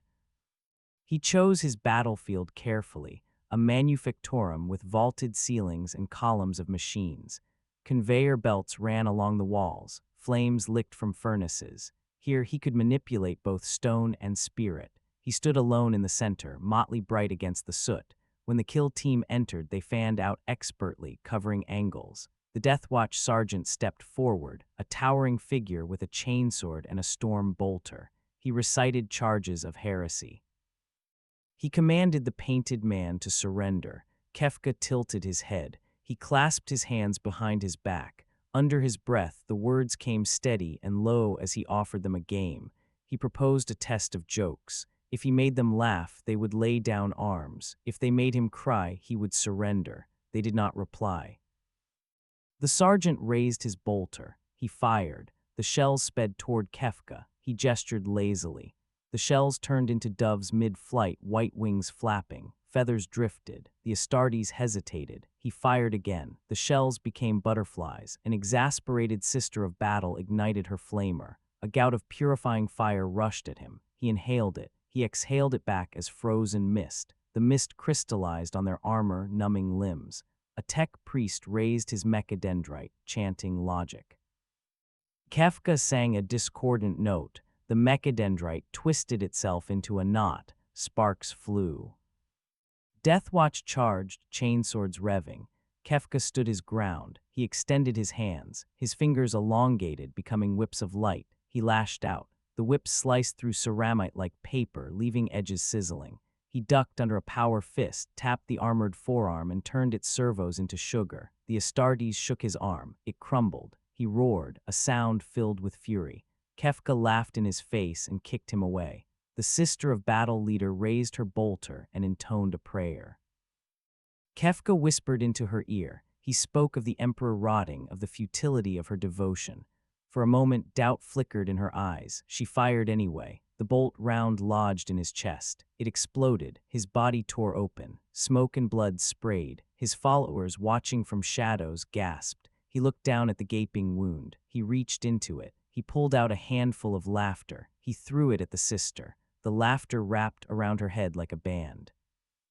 She dropped her weapon and clutched her skull, giggling uncontrollably as blood dripped from her nose.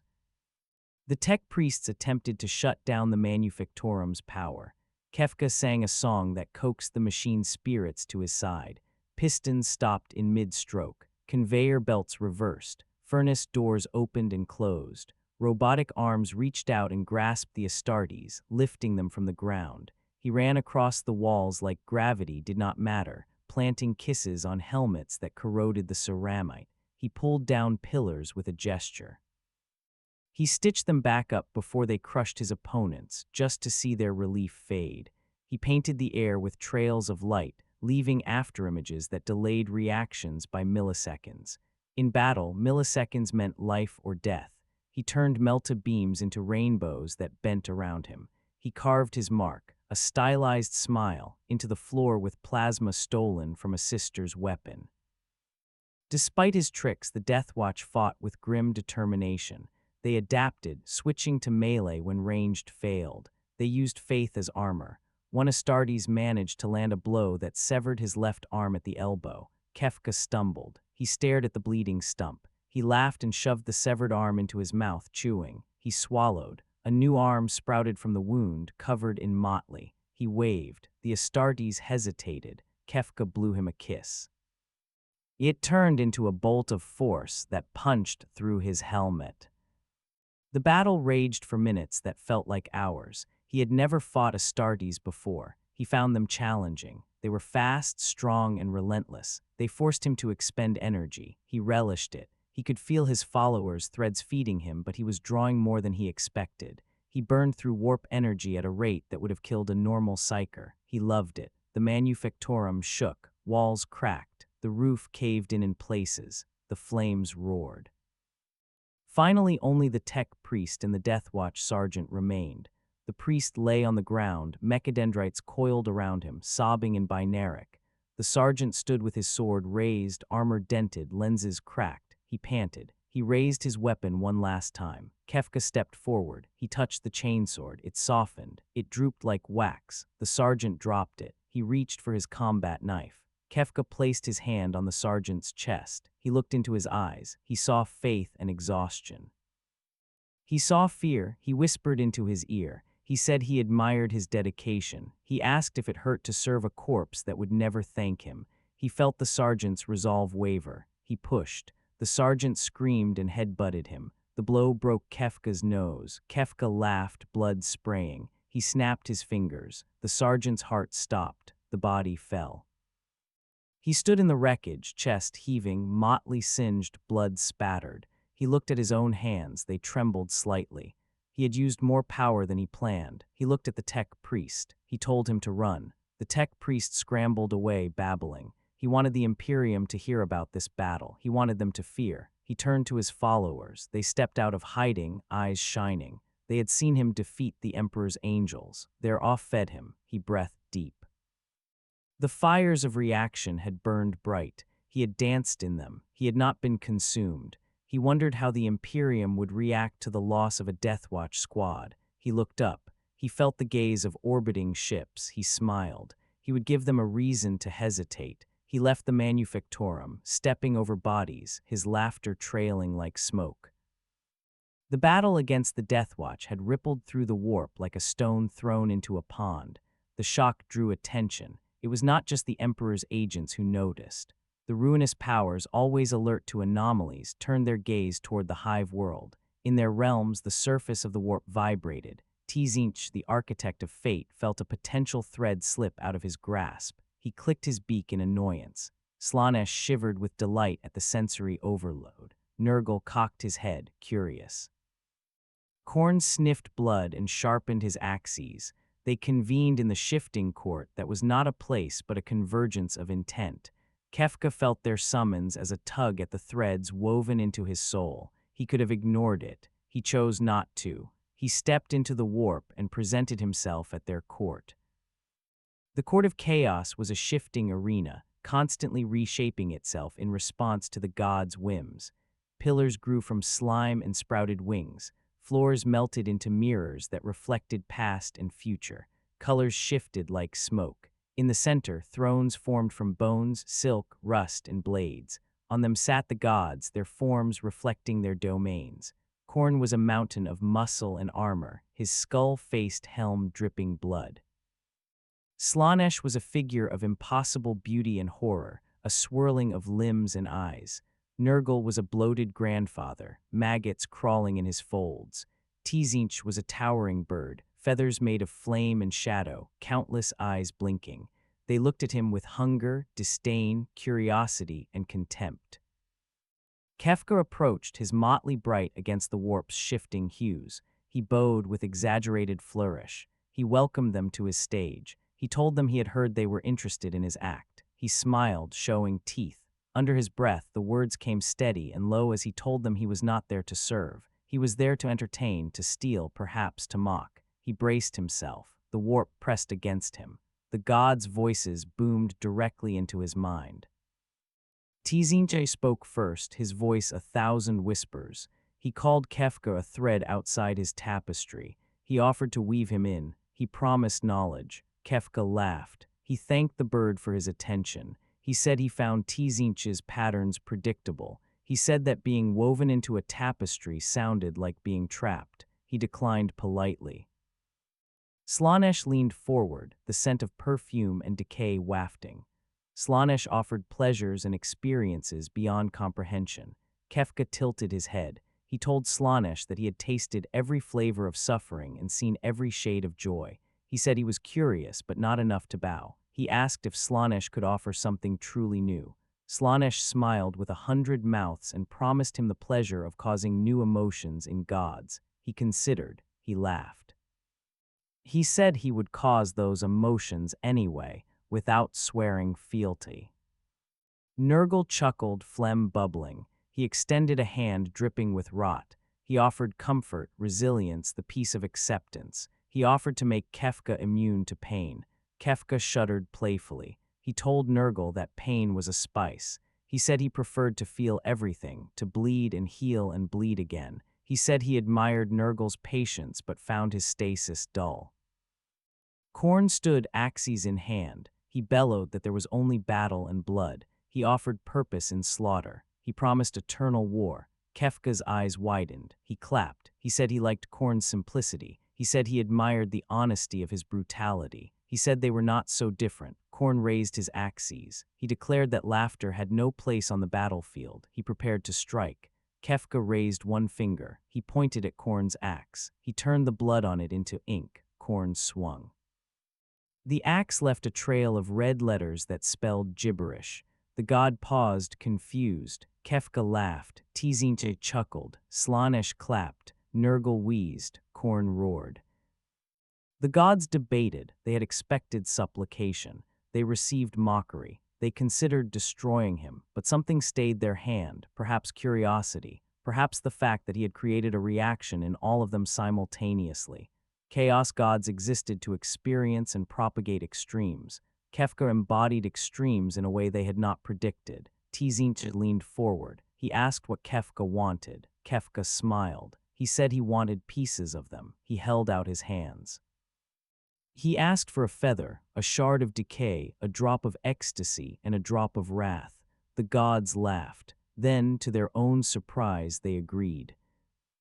Tzinche plucked a feather from his burning plumage. It floated to Kefka, trailing smoke.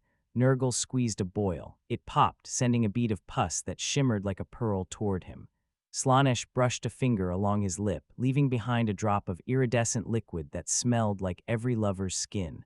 Khorne carved a nick in his arm, letting a drop of blood float. Kefka caught them in his palms. They burned, froze, tingled, and seared. He winced. He laughed. He swallowed them.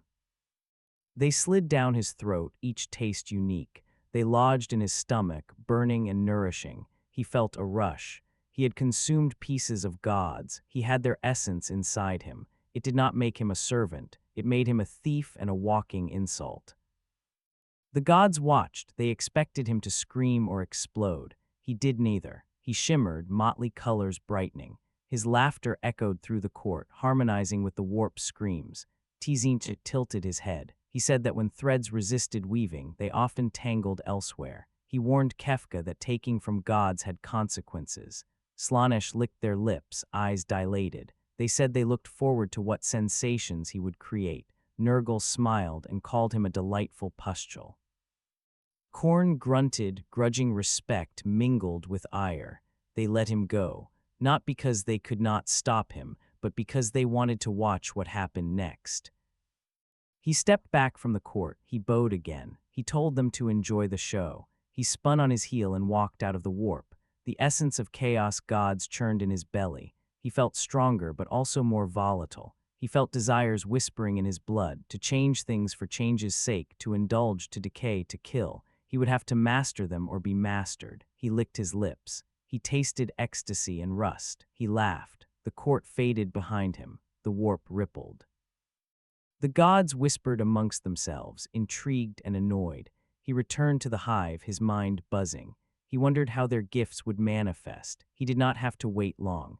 As he stepped onto a hive walkway, his shadow elongated and twisted into impossible shapes, revealing glimpses of futures. He smiled. The court of chaos had been a success. He had stolen from gods, insulted them, and lived. He felt more alive than ever.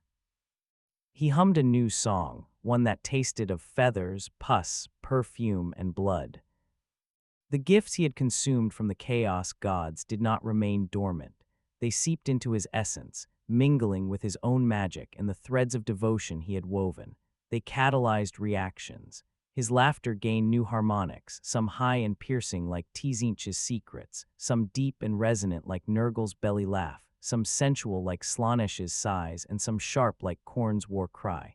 When he spoke, his voice echoed with contradictory undertones. His motions left trails of color that shifted unpredictably. His presence drew eyes, hearts, and hate. He began to manifest new abilities. He could speak and rewrite the function of machines mid-sentence, a gift from Tzinch's feather. He could heal or rot flesh with a touch, a gift from Nurgle's pus. He could induce ecstasy or agony with a glance, a gift from Slaanesh's drop. He could summon rage in anyone around him with a whisper, a gift from Khorne's blood. Each gift tempted him to indulge, to lose himself in one flavor. He resisted by blending them, by applying them as brushes in a larger painting. He would not become a minion of any single god. He would be a god of magic again, and he would use all their tools. He chose to stage his ascension in a place that resonated with significance, the Spire's central cathedral, a grand hall dedicated to the emperor. It was a towering space of marble and steel, lined with statues, its ceiling painted with scenes of the emperor's crusades. Thousands could stand within. Usually only the faithful and the clergy gathered here for mass. Today he would gather a different congregation. He sent word through his network. He called his followers from the underhive and the mid-hive. He promised them a miracle. He whispered to others, to workers who had never heard his voice, to nobles who had dismissed him. The whisper reached them in their dreams. They woke with a compulsion to attend. When the day arrived, the cathedral filled. Workers in rags stood beside nobles in silks, arbites beside gangers, priests beside unbelievers. Tension crackled. A squad of Sisters of Battle stood at the entrance, uneasy but ordered to observe. The ecclesiarch in residence, an aging man with eyes like stone, took his place at the altar, flanked by acolytes.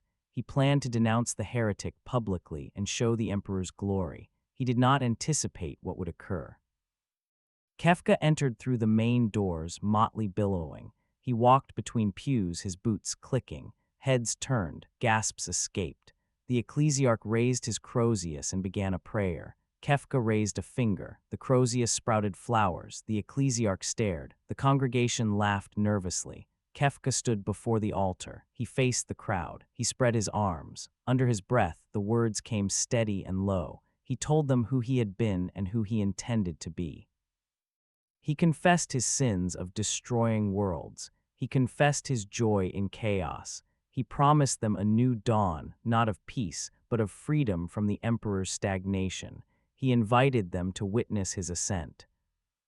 He began to sing. The song was like none he had sung before. It carried motifs from his earlier melodies, but woven with complexity. It incorporated the whispers of Tzinch, the moans of Slaanesh, the coughs of Nurgle, and the screams of Khorne. It resonated with the warp's currents. The cathedral itself vibrated. The statues cracked. The stained glass shivered. Light poured through the glass, refracted into beams that wrapped around him. His followers sang along, voices rising. The song reached beyond the cathedral. It echoed through the hive. People stopped in the streets and turned their heads, hearing a music they could not locate. It carried into the warp, rippling. It reached the Astronomicon, causing a brief flicker. It reached the chaos gods, making them lean forward. It reached the emperor, if only as a tickle. As the song peaked, Kefka drew on the threads connecting him to his followers. He pulled. Their faith flowed into him, not the emperor's faith, but a new kind directed at him. The energy surged. He unleashed the warp vortex inside him. It expanded, fed by the gift essence and the belief. His body glowed. The motley caught fire and burned away, revealing skin covered in shifting runes. His form grew, stretching upward toward the cathedral's painted ceiling. His arms elongated, splitting into multiple limbs. His back sprouted wings made of luminous script. His face split into two, one laughing, one screaming. He hovered above the altar. The congregation fell to their knees, some in adoration, some in terror. The ecclesiarch fainted. The sisters raised their bolters and then lowered them, overwhelmed. The warp and real space intertwined in that moment. For a heartbeat, the veil thinned. Those present saw flashes of other realms. They saw themselves in different lives, as tyrants, as slaves, as corpses, as animals.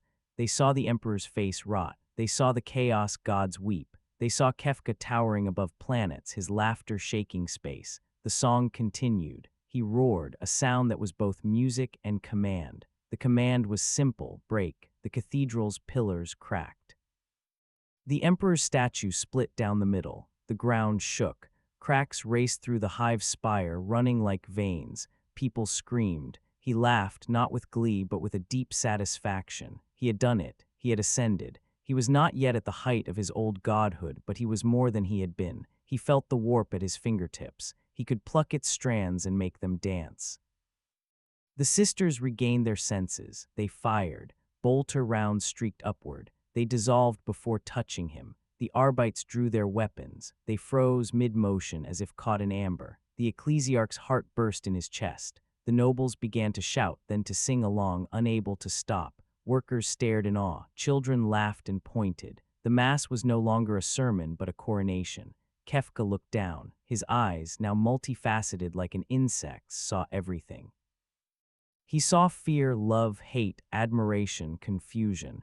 He drank it in. He raised his hands. He gathered that energy. He released it as a wave that swept through the hive. Doors shattered. Machines sparked. People collapsed. In their minds, seeds of doubt sprouted. He hovered for what felt like an eternity and a second. He lowered himself slowly. His body shrank, wings folding back into his flesh. His second face faded. His motley reformed over his skin. He stepped onto the altar again, looking almost as he had before, but the eyes were deeper, the smile more knowing. He declared himself the god of magic renewed, the breaker of stagnation. He announced that the emperor was a prison, not a savior. He told them the chaos gods were liars, but their powers were tools. He invited them to follow or to die. His voice echoed. He left the cathedral, walking through a crowd that still knelt. The ascension had happened. It would not be contained. Outside, the hive's alarms blared. In orbit, Inquisitor Haller stared at his screens in horror. On Terra, the astronomicon fluctuated. In the warp, the gods laughed and scowled. The god of magic had arisen again, wearing motley in a universe that did not understand the joke. News of the event in the cathedral raced through Vox lines and astropathic currents like wildfire. Reports varied wildly. A madman turned angel, a demon prince in clown paint, a new saint performing miracles, a Xenos infiltrator. The Adeptus Mechanicus recorded machine anomalies. The ecclesiarchy announced excommunications. The Inquisition sent coded signals to nearby Ordo Malleus assets. The Sisters of Battle reloaded and prayed harder. On the hive world, Kefka's followers multiplied. They flooded the underhive and the mid-hive, preaching his gospel of freedom from stagnation. They sang his songs, altering them, combining them with marching chants and battle hymns. The air hummed. Kefka's new status changed his perspective. He could now sense threads not just on the hive, but across the system. He reached out and found other worlds within the subsector, an agri-world, a forge world, a moon with a penal colony, each pulsed with its own rhythm. He smiled. He reached out with his newly expanded mind. He whispered to minds in their dreams, dropping seeds of doubt and curiosity. On the agri-world, a farmer woke and began singing a song he had never heard. On the forge world, a tech priest felt a sudden urge to reprogram a machine spirit. On the penal moon, a prisoner closed his eyes and saw a painted face offering him a key. The shadows of his influence stretched across vacuum. Warp storms ignited at the edges of the sector, not because he wanted them, but as a reaction to the massive surge of energy he had generated. The storms disrupted shipping lanes, stranding traders and guard regiments. Supply lines to the front faltered. The Imperium's administrative apparatus, already strained, groaned. Chaos cults that had slumbered awoke, interpreting the storms as signs from their gods. Some believed a new champion had arisen. They contacted the Underhive cultists, only to discover that the clown god was not aligned with their pantheon. Confusion sowed conflict. Cults fought each other over doctrine. Kefka watched, amused, plucking at their strings to ensure maximum chaos. The Eldar, those ancient Xenos who walked the webway, noticed a new thread in the skein of fate. Farseers convened to discern whether it was a threat to their dwindling people.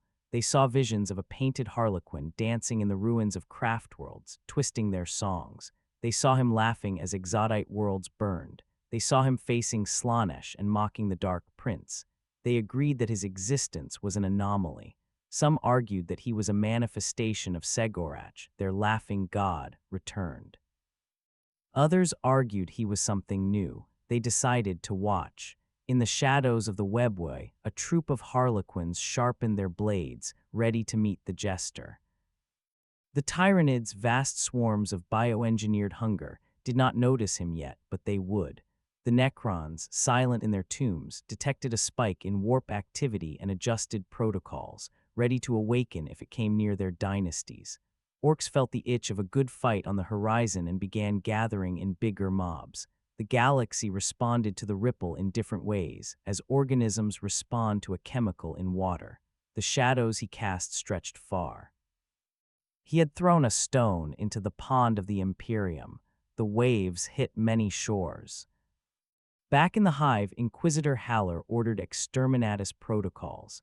He believed the hive planet must be purged. His request traveled through channels, slowed by warp disturbances. By the time authorization returned, Kefka had already left the hive. He did not intend to be caught in nuclear fire. He had no desire to rule a single planet. He wanted to see more stages. He gathered his closest cultists, those who had sung with him in the chamber, those whose threads were strongest. He led them to the spaceport in the chaos after his ascension. There, he took control of a cargo ship with a thought, reprogramming the machine spirits to recognize him as master. He loaded his followers. He looked back at the hive. He blew it a kiss. He left. As his ship left orbit, exterminatus orders arrived. Cyclonic torpedoes streaked toward the hive world, their payloads designed to rip the atmosphere away and ignite the mantle. Haller watched from orbit, his face set. The torpedoes struck. The planet cracked. Fire blossomed. Billions died, souls screaming into the warp. Their screams fed Kefka. He sat in the bridge, legs crossed, and drank in the energy. He laughed softly. The death of the hive was not his doing, but it benefited him. The Imperium had burned its own world to kill him. They failed. He promised himself he would remember this. He set course for the Agri world. He wanted to see fields after factories. He whispered to the stars, promising them stories. He hummed songs that bent the warp, smoothing their travel. His followers moved around the ship, setting up makeshift shrines to him. They argued over which verse of his song was most important. He let them argue. Their devotion fed him even when misdirected. He looked at the void outside the viewport. He saw shapes moving in the distance, outlines of warp predators. He waved, they recoiled. He smiled. The shadows across the stars moved with him now. He intended to cast them wider. The galaxy would either learn to laugh with him or break in the process. He reclined in the captain's chair, pulled his motley hat over his eyes, and slept, dreaming of new stages and new audiences. As Kefka's vessel traversed the warp, guided by his songs rather than a navigator, the rift between realities shimmered. The warp storms he had triggered made the currents treacherous, but his presence smoothed them. He charted a path with laughter and will. His followers huddled in the cargo holds, singing his hymns. Each note illuminated the warp like a lantern. He sat at the helm, eyes half-lidded, one hand resting on the control console, the other tracing patterns in the air. He was at ease. Then a whisper brushed his mind. It was faint, like the rustle of pages in a grand library. It was not the honeyed lure of Zinch, nor the sensual murmur of Slanesh, nor the cough of Nurgle, nor the roar of corn. It was something else. It carried weight. It carried sorrow. It carried duty. It carried a presence he had touched briefly when he probed the Astronomicon. It was the Emperor. The whisper did not speak in words. It conveyed intent and memory. He saw flashes, a man walking across Terra with a spear uniting tribes, a warrior leading armies across stars, a father teaching sons, a prisoner bound to a throne. He felt fatigue older than any he could imagine, a burden carried so long it had fused with bone. He felt a desire to protect humanity, not out of love, but out of necessity. He felt loneliness deeper than the void. The Emperor's whisper was not a command. It was a plea barely audible beneath layers of duty. Remember what happens when gods forget their people. Kefka frowned. He had not expected compassion from the corpse on the throne. He had expected wrath, lightning, psychic fire. Instead, he felt something almost human, albeit distant and worn. It pricked something in him he thought was dead. He remembered, against his will, the faces of those he had once called companions in his old world. He remembered the moment Terra had reached out to him as an enemy and a friend. He remembered the father he had once murdered for power. He shook his head. He whispered back under his breath. The words came steady and low. He told the Emperor he was not his child. He told him he would not heed his pleas. He told him he would carve his own path across the stars. He told him he pitied him, locked in his golden prison, forgetting what it meant to walk under open skies. He felt a flicker of anger from the whisper, then silence. He pondered the exchange. He realized the Emperor was not all will and light. There was a mind somewhere inside the throne. It could hear and respond, albeit weakly. That mind had reached out to him not to threaten but to warn. He wondered why. Perhaps the Emperor sensed a potential ally in someone who defied chaos gods. Perhaps he saw a mirror of his own hubris. Perhaps he simply reached for any consciousness that was not his wailing psychers. Kefka shrugged. He would not dwell on it. He would not let sentiment cloud his aims. He had no intention of becoming the Emperor's champion against chaos. He would remain his own champion. Still, the whisper lingered like a phantom itch. It made him think about duty and power. The Emperor had bound himself to a throne to protect humanity. Was that an act of selflessness or self-aggrandizement? He considered his own path. He sought to elevate himself and his followers by tearing down structures. Would he eventually sit on a throne, trapped by the very power he sought? The thought unsettled him. He resolved to avoid stasis. He would not become a fixed point. He would remain movement, laughter, and change. The Emperor's whisper had given him clarity by way of contrast. He would not be a god who stagnated. He rose from the helm and walked through the ship. In the cargo bay, his followers sang and danced. They had painted their faces in imitation of him, crude motleys adorning their cheeks. They greeted him with reverence. He smiled and joined their dance. He spun and clapped, his laughter ringing off metal walls. He pulled one follower close and whispered into their ear a secret of the warp. He pushed another away playfully and then pulled them back. He was in the moment. The Emperor's whisper faded.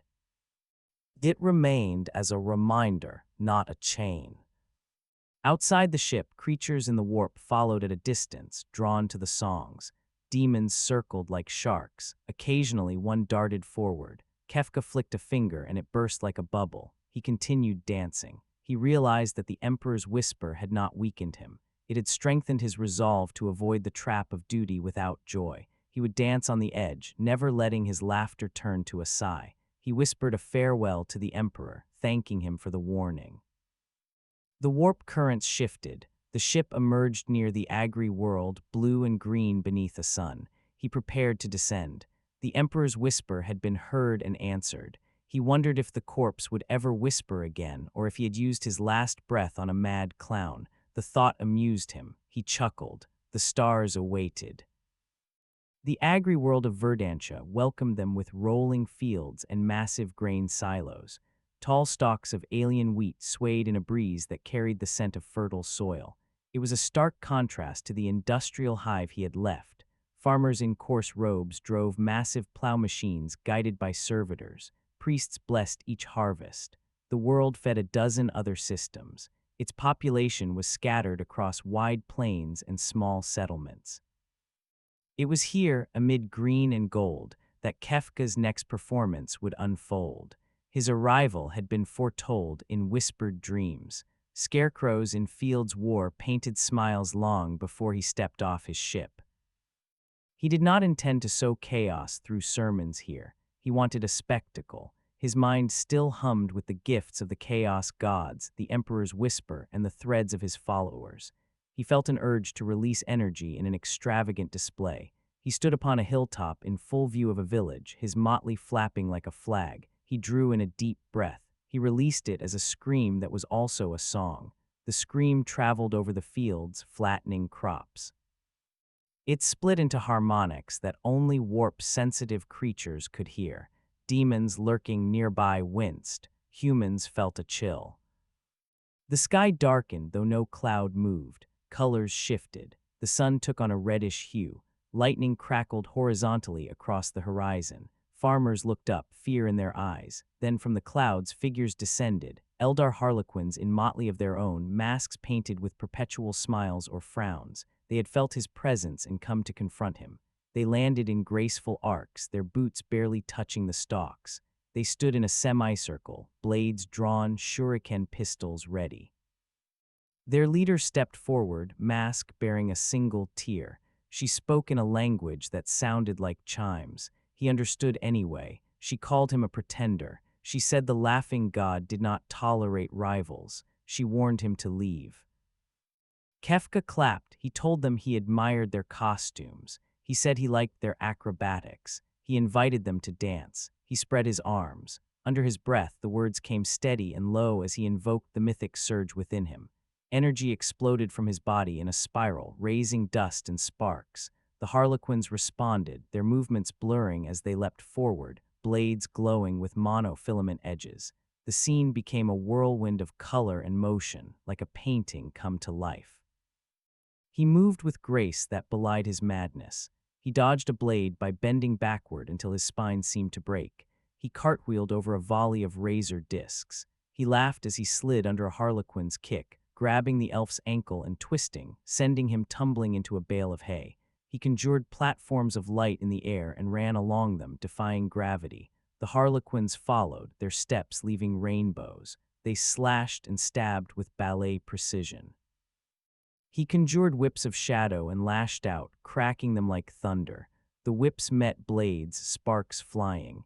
He summoned fire that burned blue, turning it into petals that cut like glass. He sang, his voice shifting from deep to high, the notes forming shields that deflected deadly shuriken. The harlequin leader leapt, spinning like a drill blade aimed at his heart. He caught the blade between his palms, motley smoking. He leaned in, his painted face inches from her mask. He whispered that he was not their laughing god but a new joke. He blew into her mask. Perfume filled her senses. She faltered. He pushed her away gently, spinning her like a top. She recovered, landed, and drew a second blade. The fight intensified. Energy built with each exchange. The air crackled. The ground split in lines. The farmers watched, mesmerized, forgetting to flee. They saw a dance like none their ancestors had recorded. It was Warhammer 40,000's Grimdark, with blades that could cut atoms and monofilament that shredded armor. It was also anime mythic, with leaps that defied physics, colors saturated and crisp, explosions shaped like flowers, and slow-motion moments where eyes locked and inner thoughts echoed. Kefka embodied both. His body glowed with internal light. His hair, once hidden under a hat, flowed like flames. His eyes trailed comets when he blinked. He moved so fast he left afterimages. He laughed with the purity of a child playing. He shouted names of attacks that did not exist, simply for the joy of naming them. He called out, "Joker's comet strike," as he launched himself upward and came down with both palms ablaze. The ground cratered, harlequins scattered. The Eldar retaliated with their own mythic moves. One conjured a web of light that sliced, leaving after wounds. Another used a holographic projector to create clones. He turned his head, seeing through the trick. He snapped his fingers. The clones turned into birds and flew away. The harlequins chanted a poem that caused the wind to scream. He sang louder, drowning it out. He felt like a character in a mythic saga, his power dramatic, his gestures grand. He relished it. It was what his old world's enemies had feared, his theatrical flair combined with godlike might. The fight ended when he clapped once hard. The sound was a shockwave. It knocked the harlequins to the ground. Their leader lay on her back, chest heaving. He stood over her. He offered his hand. She stared. She took it. He lifted her up. He bowed. He told her he respected her performance. She nodded. She sheathed her blade. She spoke again. She said she would tell Segorach of him. He said to tell the laughing god that a new clown had entered the galaxy. She laughed once, dryly. She and her troop retreated, leaping away across the fields. They vanished into thin air. The sky returned to its normal hue. The farmers exhaled. Their crops were partly ruined from the energy discharges. They looked at him with a mix of awe and fear. He bowed to them as if they were nobility. He apologized for the damage. He conjured rain from a clear sky, water that fell in shimmering sheets, revitalizing the soil. He watched as sprouts sprung up, instantly accelerated growth fueled by warp power. The farmers gasped. Their fear shifted to wonder. He told them this was his gift. He told them to spread word that the emperor did not control the harvest, that the painted god did. They nodded. The mythic surge in him ebbed. He felt a rush of exhaustion and exhilaration.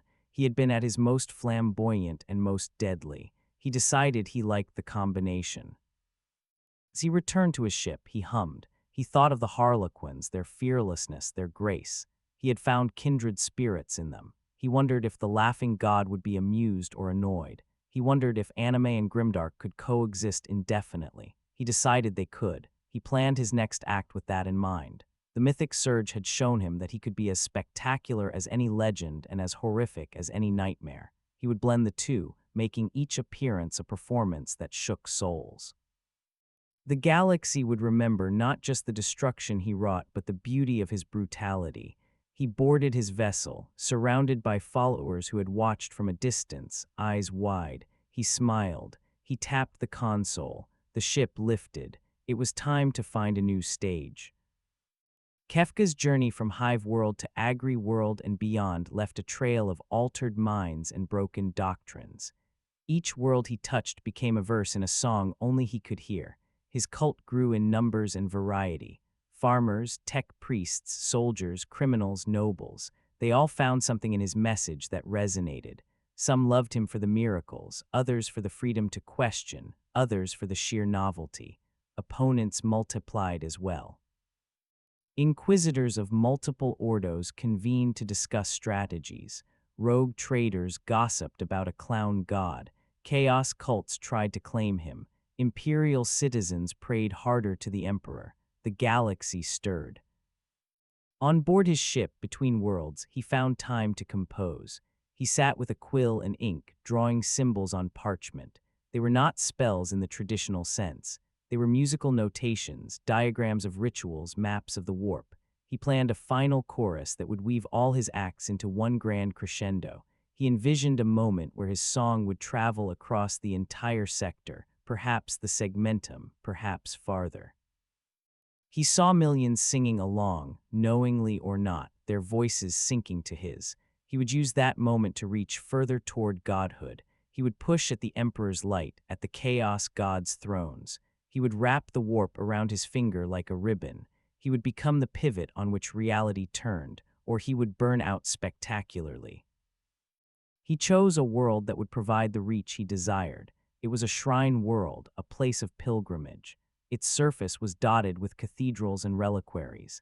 Millions visited each year. It was heavily guarded by the Sisters of Battle, the Adeptus Ministorum, and quietly the Inquisition. It was also a nexus of psychic lines due to the constant prayer. He smiled when he saw it from orbit. He began to hum. His followers felt the hum and prepared. They painted their faces and sharpened blades. They filled their lungs with air. They sensed something final approaching, though he had told them nothing. He liked surprises. He landed near the largest cathedral, a structure of Gothic spires and glowing stained glass. Pilgrims knelt in the plaza outside. A statue of Saint Celestine towered above them. He walked through the crowd, invisible because he wanted to be. He entered the cathedral. He climbed to the pulpit. He removed his hat. He began to speak, his voice amplified without machines. He told the pilgrims a story. He told them of a world he had destroyed out of spite and a galaxy he intended to remake out of boredom.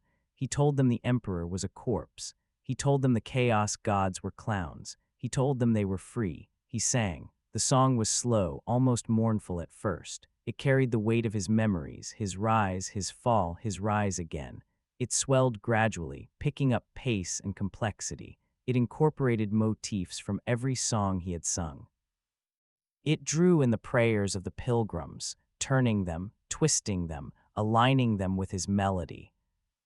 Outside, his followers in the plaza sang along. In orbit, Inquisitor Haller, still hunting him, heard the song through his astropath. He ordered a bombing run. Bombers screamed toward the cathedral. In the warp, Tzinch, Slanesh, Nurgle, and Khorne perked up. They felt threads tugging at them. They felt their own motif stolen and repurposed. On Terra, a servitor monitoring the astronomicon felt a spike. He flagged it. In the Emperor's throne room, a faint whisper carried a familiar laugh. The Emperor's withered lips may have twitched. No one saw. The bombers released their payload. Shells fell. As they approached, he hit the chorus. The song burst into brilliance. It surged upward in a golden column, not of the Emperor's light, but of his own. The bomb struck the column and dissolved into petals. The column expanded, becoming a dome that covered the shrine world. Within, the pilgrims' voices rose involuntarily, matching his pitch. Even those who did not want to sing found their throats vibrating. The sisters drew bolters but could not fire.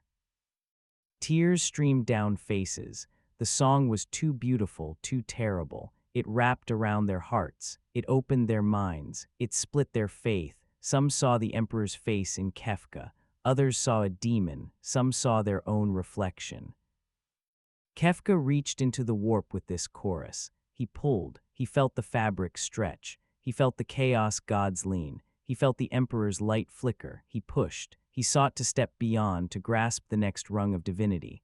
The power rushed into him. It was more than he expected. It burned. He laughed and screamed. He felt his body dissolve and reform over and over. He grew and shrank. He saw planets as marbles. He saw atoms as star systems. He saw his own face as a mask, behind which was another. He reached for that other face. His fingers brushed it. Then something snapped, not within him, but outside. A bell tolled in the warp. It was deep and resonant. It reverberated through souls. It was the toll of the Emperor's mercy, an artifact activated only in moments of extreme heresy. In orbit, Haller's ship, along with a Grey Knight's battle barge that had translated in, activated a rare weapon, the Null Rod. It projected a field of anti-psychic energy. The dome around the shrine world shuddered. The chorus faltered. Voices cracked. His power wavered. Within him, the gifts of the chaos gods clashed. Tzinch's feather flared with change. Slanesh's drop pulsed with sensation. Nurgle's pearl oozed decay. Khorne's blood boiled with rage. The Emperor's whisper returned, not as a plea but as a wall. He felt squeezed between forces. He could have pushed through. He could have burned everything within the dome to fuel his ascension. He considered it. He saw his followers' faces, painted and sweating. He saw pilgrims, wide-eyed and terrified. He saw sisters shaking. He saw possibilities, one where he ascended and left behind a charred rock, one where he burned out and left behind a legend, one where he paused and let the chorus end as a question. He chose the last. He let the song resolve, not into a destructive crescendo, but into a lingering note that faded like twilight. The dome shimmered and collapsed. The bombs turned to rain, falling harmlessly. The Null Rod's field dissipated. The bell's echo faded. He stood in the pulpit, panting. He felt diminished and immense at once. He had not become fully divine, but he had reached into that realm and withdrawn. He had left an imprint. The pilgrims would never forget. The Inquisition would never forgive. The chaos gods would watch more carefully. The emperor, somewhere in his golden prison, might have smiled at his restraint. Kefka looked at his hands. They shook. He laughed quietly. The final chorus had not been so final after all. It was not the end, but a pause. He left the cathedral through a side door. His followers gathered. They looked at him, some disappointed, others relieved. He told them the show was not over. He told them the chorus they sang would echo in the warp for centuries. He told them he was still ascending, just not today. He told them to keep singing in corners and corridors. He told them to remember the feeling of the song at its peak. He hugged the woman whose tin he had sweetened. He whispered that he loved her face when it turned to diamonds. She laughed and wept. He walked to his ship. Inquisitor Haller's kill teams rushed toward the cathedral too late. He waved at them. They fired. Bullets turned to flowers. He boarded. The final chorus's notes lingered in the air like incense. He smiled. He had not won nor lost. He had performed. He would perform again. The galaxy was his stage, and he was far from finished. He lifted off. The shrine world receded below, song and silence mingling in its atmosphere. The trail of laughter and ruin left by Kefka's journey wound through the Imperium like a fissure.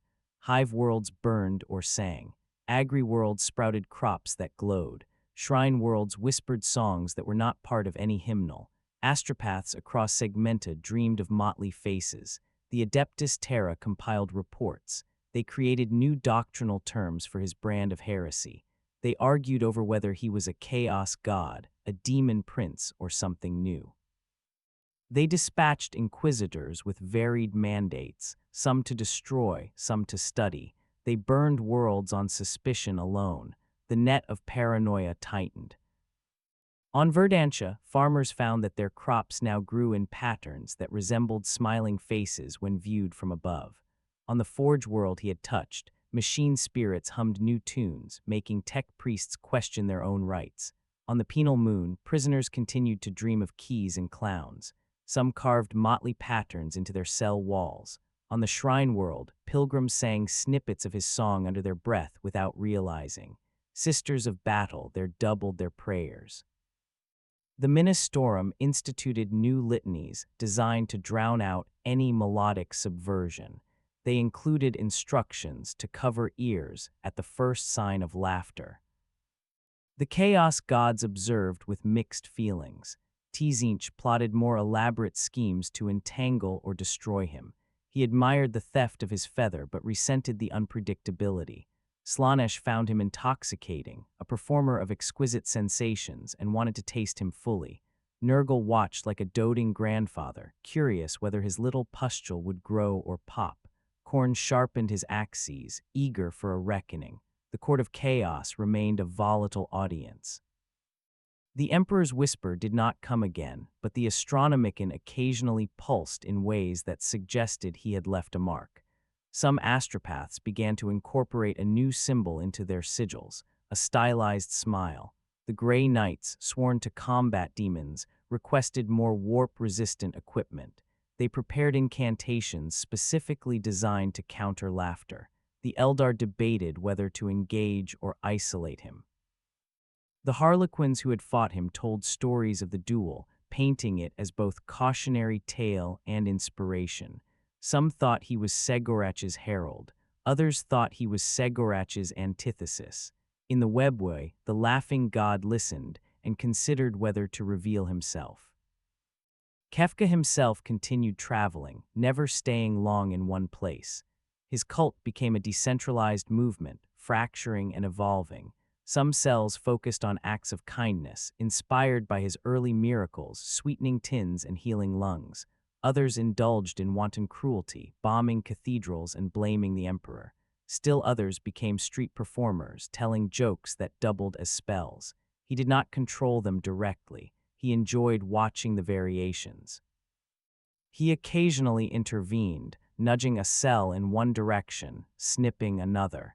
He liked the ecosystem to flourish with diversity. He wanted his influence to be unpredictable. He visited places untouched by war, small settlements on the edge of wilderness worlds, and sat with children by fires. He told them stories of his old world and of this galaxy. He taught them to juggle. He whispered secrets into their ears that they would forget until the right moment. He listened to their laughter and found it pure. He did not corrupt everything he touched. He understood that destruction needed contrast.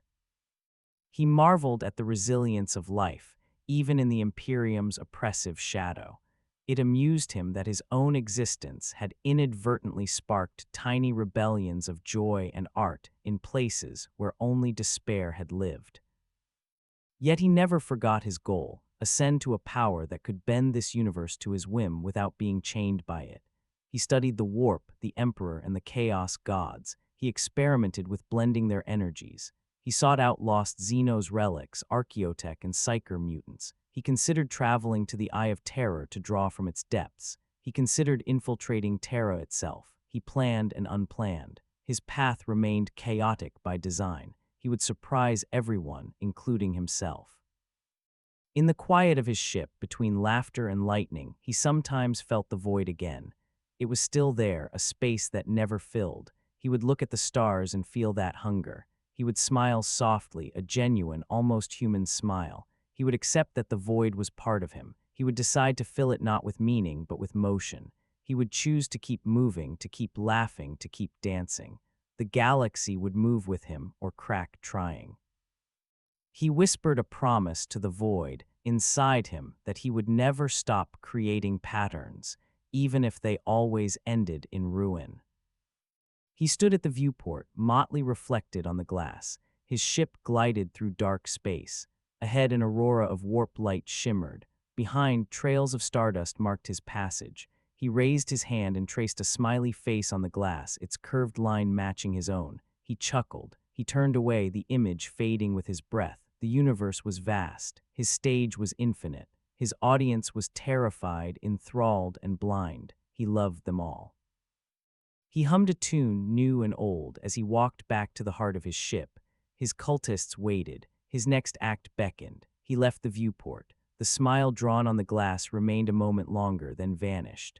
Outside, the stars watched in silence, unblinking and indifferent. If you hunger for more tales of impossible encounters in the dark millennium, smash that subscribe button, and the Emperor protects those who support the channel.